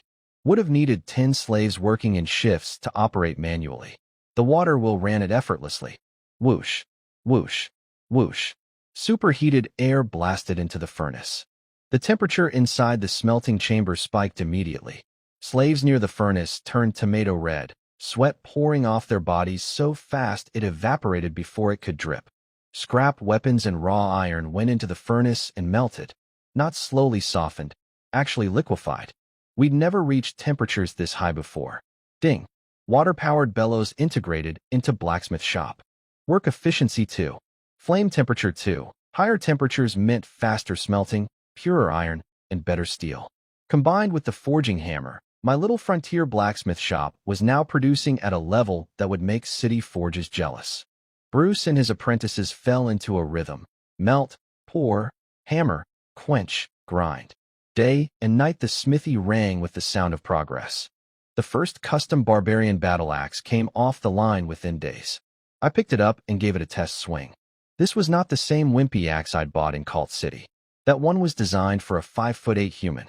This beast was built for 7-foot warriors. Longer handle, heavier head, wider blade, perfect balance. 30 pounds of forged steel that could split a knoll from skull to pelvis. My barbarians had been using human-sized axes this whole time. It was like watching a basketball player try to play with a child's toy. Functional? Sure. Optimal? Not even close. Now they'd finally have weapons that matched their bodies. Axes that felt natural in their massive hands. Armor fitted to their enormous frames. 2 weeks. 35 custom weapon and armor sets. 1 overworked blacksmith with a gambling problem, and 4 apprentices who were learning very, very quickly. The sound of hammers on steel echoed across my territory day and night. It was the sound of an army being born. The first finished axe needed a test run. I handed it to Hans, one of my barbarian champions, and pointed him at a pine log as thick as a man's waist. 1 swing. 2 pieces. Clean cut. The log didn't even have time to complain. Then he tried it on a knoll-spiked club, those 100-pound monstrosities that trolls swing around. 3 chops, and the club snapped like a twig. The axe blade, barely a nick, just needed a quick sharpening. Hans lost his mind. He started swinging that axe around like a kid with a new toy, spinning it, twirling it, doing trick moves that made the air scream. His old axe, the one from Cult City that he'd been treating like a holy relic for weeks, got tossed in the dirt without a second glance. Dumped. Forgotten. Like an ex-girlfriend at a party. Boss, this AXE is incredible. He came sprinting at me, swinging the axe in excitement, and the blade whistled past my face close enough to shave my eyebrows. It sliced the measuring stick in my hand clean in half. Having fun? I said with the calmest smile I could manage while my heart tried to exit through my throat. Then I kicked him so hard he rolled across the ground like a human tumbleweed. Take that axe and go cut trees. 30 trees, each today. And no trees. And no dinner. Every barbarian in eyeshot grabbed their axes and scattered like cockroaches in a kitchen light. Amazing how fast 7-foot warriors can move when food privileges are threatened. Next up, armor testing. Bruce had produced a half-body plate setup, chest plate, arm guards, and leg protectors. Not full plate, which covers everything but turns you into a walking tin that can barely turn its head. Half plate was the sweet spot. Solid protection for the vital areas, but your legs and joints stayed free for actual movement. I tested the armor against swords, solid deflection. Arrows, bounced right off. Heavy weapons like maces, some impact gets through, but nothing critical. For fighting wilderness monsters armed with sticks and bones, this was like bringing a tank to a fist fight. Completely overkill. I loved it. With the smithy running on autopilot, I turned my attention back to the territory. And honestly, it was frustrating. Over 1,000 slaves working daily, and the construction still felt slow. But I had to admit, the problem was me. I'd drawn the territory boundaries way too big. Most frontier nobles start with a small town. I'd essentially planned a small city. My wall alone was 2 kilometers long and 5 meters tall, made of solid stone. Some established cities didn't have walls that impressive. The real bottleneck was labor quality. Goblins and kobolds could dig holes and carry dirt all day, but ask them to build an actual house. Their brains short-circuited. Their idea of architecture was, pile some stuff together and hope it doesn't fall. The big goblins and gnolls were stronger, but equally clueless about construction. They were muscles without blueprints. So we kept things simple. The houses were built with mud and reed walls. I know that sounds terrible, but hear me out.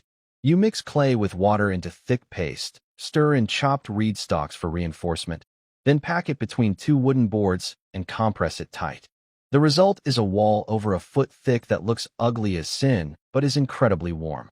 Northern winters? The ice wind from the Arctic wastes? This wall laughs at it. Add wooden support pillars inside, and the structure is surprisingly sturdy. Could I have used wood? Sure, trees were everywhere. But wooden buildings burn. One fire, and you lose an entire neighborhood. Plus, I was planning to sell lumber as my territory's first export product. Northern timber is special. The cold climate makes trees grow slowly, producing wood that's denser and harder than southern varieties. Perfect for furniture making and shipbuilding.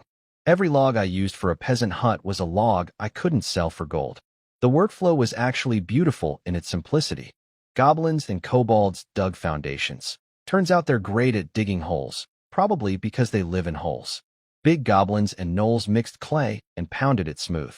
Human craftsmen supervised the wall building. Barbarians cut and hauled timber for the support frames. The gnolls and big goblins weren't happy about their new careers. Back in the wilderness, they were the ones bossing around goblins and kobolds. Now they were doing construction work under barbarian supervision, getting whipped if they slowed down. The indignity was written all over their ugly faces. But did they rebel? Huh. They'd watched me freeze 9 trolls into ice sculptures and burn 600 of their friends alive in a stone oven. The memory of that day was the most effective employee retention program in history. A couple barbarian overseers with whips was enough to keep 1,000 monsters in line. Agriculture was my next obsession. A territory without farming is a territory without a future. Period. Military strength means nothing if your soldiers starve. I'd surveyed both rivers extensively. The red sand and white water rivers had carved out broad, flat floodplains with some of the richest soil I'd ever seen.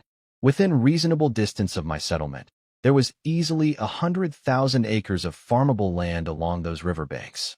And because it was right next to the rivers, irrigation was a non-issue. The water table was right there. 100,000 acres. Fully cultivated, that could feed tens of thousands of people. My little territory was sitting on an agricultural gold mine. The farmland near the city walls was fine, but honestly inferior to the riverside plots. In theory, I could build water wheels and irrigation channels to bring river water to the inner fields. My new mechanical mastery skill made that totally possible. But channels cost money and labor, and I was broke. Simple solution: farm the riverside land first. The water's already there. Save the expensive infrastructure projects for when I'm not choosing between, buy food, and buy literally anything else. I stood on the hill overlooking my territory, the half-finished wall.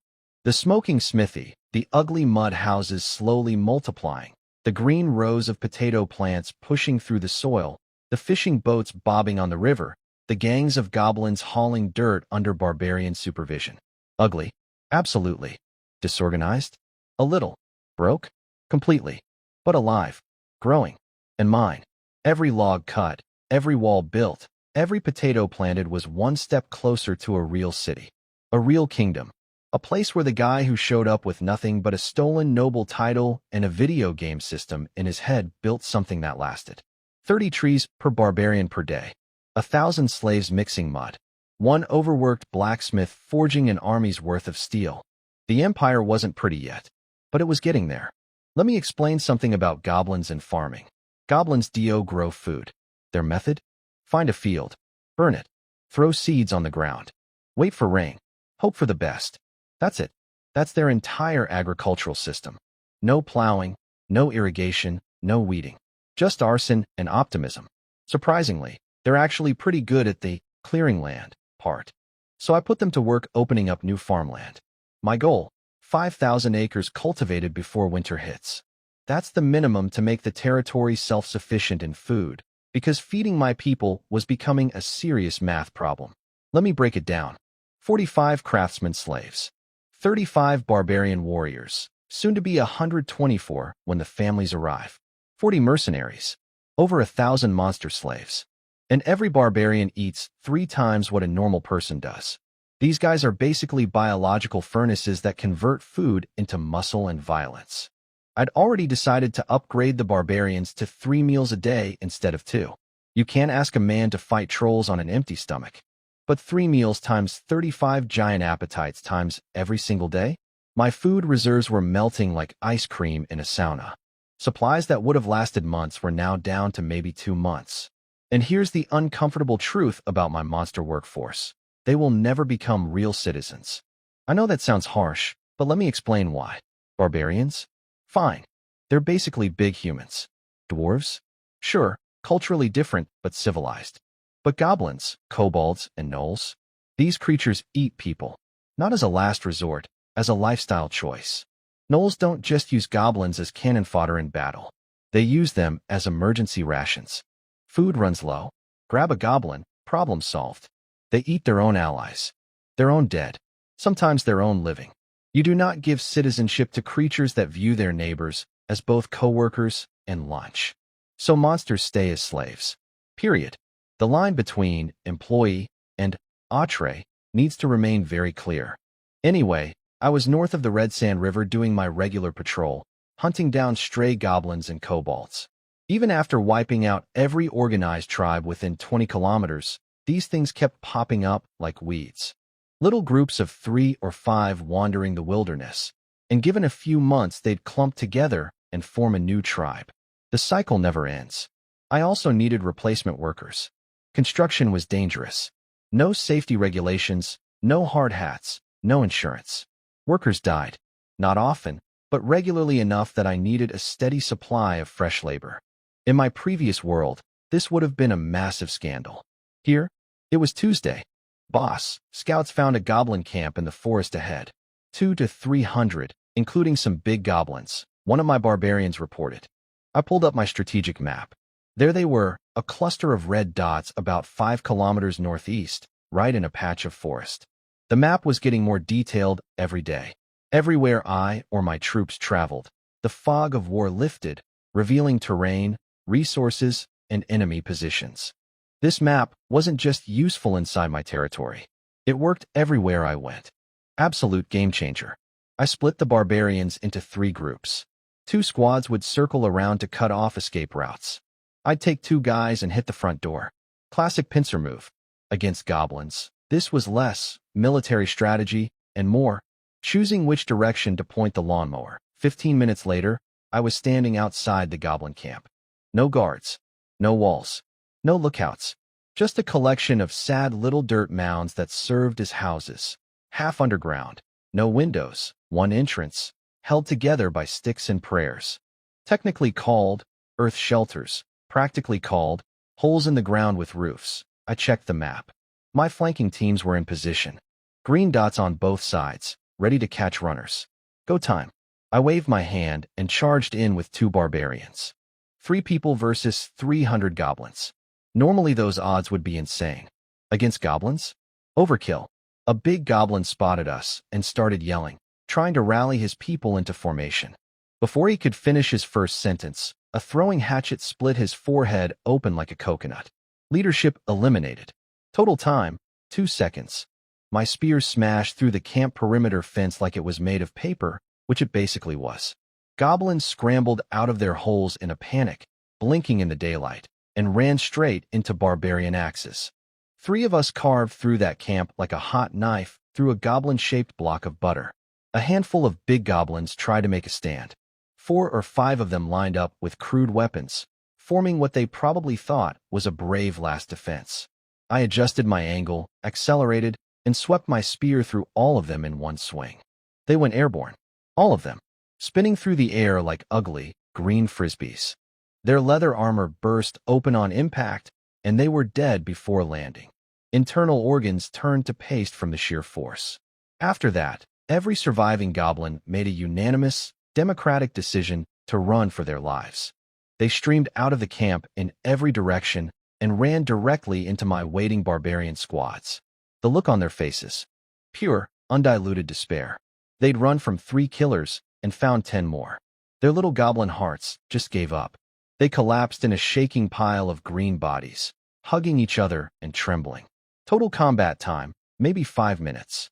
Casualties on my side, 0. On their side, a few dozen dead, the rest captured. Standard procedure, I ordered. Kill the ones too weak to work. Tie up the rest and march them back to camp. Harsh? Yes. Necessary? Also yes. I couldn't feed mouths that produced nothing. Every goblin I kept alive had to earn its food through labor. The weak and elderly would only drain resources and slow down construction. Welcome to frontier economics. It's not pretty, but neither is starving to death in winter because you were too nice to make hard decisions. Another 200 workers added to the payroll. Another day in the empire-building business. I wiped my spear clean and headed back toward camp. The sun was getting low, dinner would be ready soon, and somewhere back at the smithy, Bruce was hammering out my barbarian's new armor. Just another Tuesday in the wilderness. The goblin raid was routine at this point. My barbarians could run a capture operation in their sleep. Tie up goblins, collect the pathetic loot. Spoiler, there was no loot. March prisoners back to camp. Another day, another 200 involuntary employees. I split the squad. Half escorted the goblin chain gang home. I took the rest to keep scouting northeast. The landscape was changing as we moved further out. The flat wilderness gave way to rolling hills, and on the horizon, a massive mountain range appeared, the Kandal Mountains. Hundreds of miles of peaks stretching across the land like the spine of a sleeping giant. The white water river that ran past my territory? It was born somewhere up in those mountains. Autumn was settling in, grass turning yellow, trees going bare, animals fattening up for winter. Prime hunting season. We found a hilltop with a good view and stopped for lunch. One of my barbarians tracked down an antelope in about 5 minutes. These guys were born hunters. Catching an antelope was like you or me ordering takeout, and soon we had it roasting over a fire. I was just about to take my first bite when a scout came sprinting back. Boss, 5 kilometers east, wild buffalo. A huge herd. I dropped my meat so fast it bounced off a barbarian's head. How many? The scout, being a barbarian who counted about as well as he spelled, stretched his arms out wide and made a big circle with his hands. Really big group, bigger than the goblin tribe we just hit. He took a massive bite of the meat I'd tossed him and chewed thoughtfully. Maybe half that size. They look like they're getting ready to migrate. Half of 300. About 150 wild buffalo. My brain immediately shifted into spreadsheet mode. 150 buffalo. Each one weighing over a ton. Each one capable of pulling a plow through soil that would break a human farmer's back. My territory needed 5,000 acres cultivated before winter. With goblin and kobold labor, that would take months. With 100 buffalo pulling plows? Days. And beyond farming. Meat, leather, bone tools, milk, breeding stock. These weren't just animals. They were a mobile economic stimulus package with horns. Everyone eat faster. 10 minutes. Then we move. Barbarians don't need to be told twice to eat fast. They inhaled their food like living vacuum cleaners and were ready in 8 minutes. We jogged northeast and reached the scouts' position in 15 minutes. From a hilltop, I could see them, spread across the plain below, a sea of brown fur and curved horns, peacefully munching grass without a care in the world. I counted. At least 130. Maybe more. These weren't cute farm cows. Wild buffalo are monsters. 3 meters long, over a ton each, with curved horns sharp enough to gore a bear. And they're herd animals. When they stampede together, 100 charging buffalo has roughly the same destructive force as an imperial heavy cavalry charge. The ground literally shakes. Not a single one escapes, I announced. We're taking them all home. Now, here's where having barbarians paid off again. These guys used to raise buffalo back in their tribal days. Catching and taming wild cattle was literally their ancestral profession. They knew exactly what to do. The plan was simple. Surround the herd to prevent scattering. Then I'd personally take down the lead bull. Control the leader, control the herd. That's how buffalo psychology works. Finding the lead bull was easy. Biggest, strongest, meanest-looking animal in the group. A real unit. Over 3 meters long with horns like curved swords. I walked toward the herd. The buffalo noticed me immediately. Several bulls lowered their heads, pointed their horns at me, scraped the ground with their hooves, and bellowed warnings. Classic intimidation display. I kept walking. This apparently offended their bovine sensibilities. 3 angry bulls charged straight at me. A combined 3 tons of furious beef moving at full speed. I punched the first one in the forehead. Thud. Down.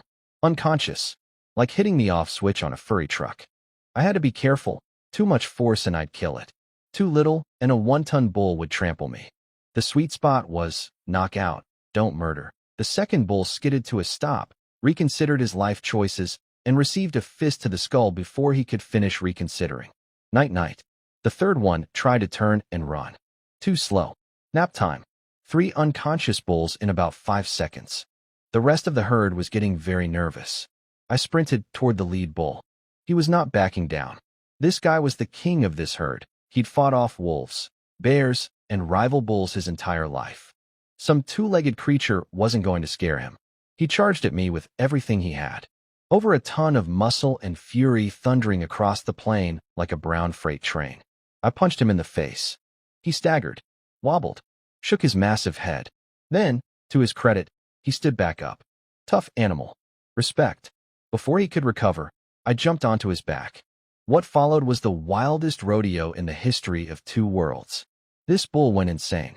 Bucking, spinning, jumping, twisting, every trick in the bovine playbook, deployed at maximum intensity. He wanted me OFF. He wanted me dead. He wanted to launch me into orbit. I held on with my legs and rode him like a surfboard in a hurricane. My stats made me nearly impossible to throw. strength 26, constitution 28, agility 28. This bull could have bucked for a week and I'd still be sitting on top, sipping imaginary tea. Eventually, after what felt like 10 minutes of the world's angriest amusement park ride, the bull ran out of gas. His jumps got weaker. His spins got slower. Finally, he just stopped. Head down, breathing hard. The universal animal language for, "Okay, you win." I patted his head. "Good boy." The lead bull let out a low, defeated moo toward the herd. Whatever he said in buffalo language, it translated to, "Stand down, boys. This one's in charge now." The entire herd calmed down instantly. 130 buffalo, suddenly docile, looking at me with those big dumb eyes like, "So, are we going somewhere?" "Yes. Yes, we are. You're all coming home with me to become the agricultural backbone of my territorial economy." I rode the lead bull at the front of the herd like some kind of barbarian cowboy, my warriors flanking both sides, and we thundered across the plains toward the settlement. 130 buffalo running together shook the earth with every step. Dust clouds rose behind us. The ground trembled. I've led cavalry charges. I've commanded barbarian warriors. I've slaughtered armies. But riding a wild bull at the head of a buffalo stampede, racing across an autumn wilderness toward a territory I built from nothing, that might have been the single coolest moment of my life. Eat your heart out, cowboys. I brought the buffalo home like a conquering hero returning with treasure. Except my treasure weighed over 100 tons combined and occasionally tried to headbutt people. Now, some of you might be thinking, why not use horses instead? Horses are faster and plow more land. Great question. Here's my answer. I'm broke. A military horse costs 30 to 50 gold nars. I have 200 gold to my name. I can't even afford one horse, let alone enough to plow 5,000 acres. And horses are divas. They need premium feed, midnight snacks, special care, and they injure easily. A single war horse eats 10 gold worth of food per year. A regular work horse still costs 3 gold annually. That's more than half what a commoner earns in a year. These animals eat better than most humans in this kingdom. Cows. Cows eat grass. Cows eat weeds. Cows eat whatever's growing on the ground and don't complain. When a horse dies, you get one horse skin. When a cow gets old, you get meat, leather, and you can make bows from the horns. The economics aren't even close. The wild buffalo were aggressive and temperamental, sure. A normal farmer would get launched into orbit trying to control one. But I had barbarians, people who'd been catching and raising buffalo since before they could walk. Taming wild cattle was literally their cultural heritage. And for the really stubborn ones, I had the ultimate cheat code, nose rings. A buffalo's nose is incredibly sensitive. Thread a metal ring through those nostrils, and the angriest, most psychotic one-ton murder cow becomes a gentle, obedient puppy. How do you hold down a raging bull long enough to pierce its nose? Easy. 2 barbarian warriors just pin it to the ground. Problem solved with brute force, as nature intended. Final count, 97 adults, 42 bulls and 55 cows, plus 21 calves. I assigned the barbarian women and children to handle the cattle. Those ladies could wrestle a buffalo into submission while nursing a baby. They were perfect for the job. 1 month. I'd been in the wilderness for exactly 1 month, and the changes were staggering. The port on the Red Sand River had grown from 3 janky fishing boats to 7, with 5 times more dock space. We could now handle actual cargo ships. Not that any had arrived yet, but hey, build it and they will come. Downstream from the port, for massive water wheels lined the riverbank like wooden sentinels. 2 powered forging hammers. 1 ran the bellows. The 4th was or crusher, sitting idle for now since we hadn't found our iron mine yet, but ready to go the moment we did. The city walls, completely converted to stone. Every inch, 5 meters tall, 1 meter thick, encircling the entire settlement. Were they as impressive as Cult City's walls? Not even close. But against goblins, kobolds, and gnolls? Absolute overkill. The territory's safety rating jumped by 50 points overnight. But what I was most proud of, the roads. Oh, the roads. I'd built proper roads, real roads, connecting the city center to the logging camp, the port, and the farmland. First, we leveled the dirt and packed it tight. Then we soaked it with water. Then we collected thousands of smooth river stones from the riverbank, goblins and kobolds hauling them in baskets, 1 load at a time, and pressed them into the wet earth. Finally, we rolled everything flat with a heavy stone roller. The result? Hard, smooth roads that didn't turn to mud when it rained and didn't kick up dust when it was dry. Better than the streets in Cult City. Better than the streets in Collin City. Better than most roads in the entire Florence Kingdom, honestly. On both sides of every road, drainage ditches. 1 meter wide, half a meter deep. Connected throughout the entire settlement to funnel all wastewater out of the city. No puddles. No sewage. No mystery fluids pooling in the streets. My territory would not smell like a medieval toilet. I had lived through that once. Never again. The city layout was a grid. Clean, organized, symmetrical. Streets crossed at right angles. Plots were measured and divided. Residential here, commercial there. At regular intervals along each street, I designated spots for public toilets. Actual designated sanitation facilities. In a world where most people just dump their chamber pot out the window and pray, I was building restrooms. If this territory grew into a real city, it would be the cleanest urban center on the continent. By a mile, outside the walls, over 500 goblin and kobold slaves were breaking ground on new farmland under mercenary supervision. And the overseers cracking the whips? Not humans. Other goblins and kobolds. That's right, my slave management system had evolved beautifully. After a few weeks of captivity, the smarter, more ambitious goblins figured out the game. They volunteered as overseers, learned basic human commands, and started bossing around their own kind with terrifying enthusiasm. A human guard would give a lazy goblin 1 lash. A goblin overseer would give it 5 lashes and a lecture in goblin language about what happens to goblins who make the overseer look bad. The best part? My system actually recognized these monster managers as a legitimate unit type, goblin overseer. Increases goblin work efficiency by 20%. Reduces slave unrest by 10%. Originally just another goblin, this individual chose to serve Su Luan in exchange for better food. Possessing natural language talent, it has learned basic human speech and can communicate with human supervisors. Its intimate knowledge of goblin behavior makes it an exceptionally effective taskmaster. I had goblin middle management, kobold supervisors, even a few null foremen.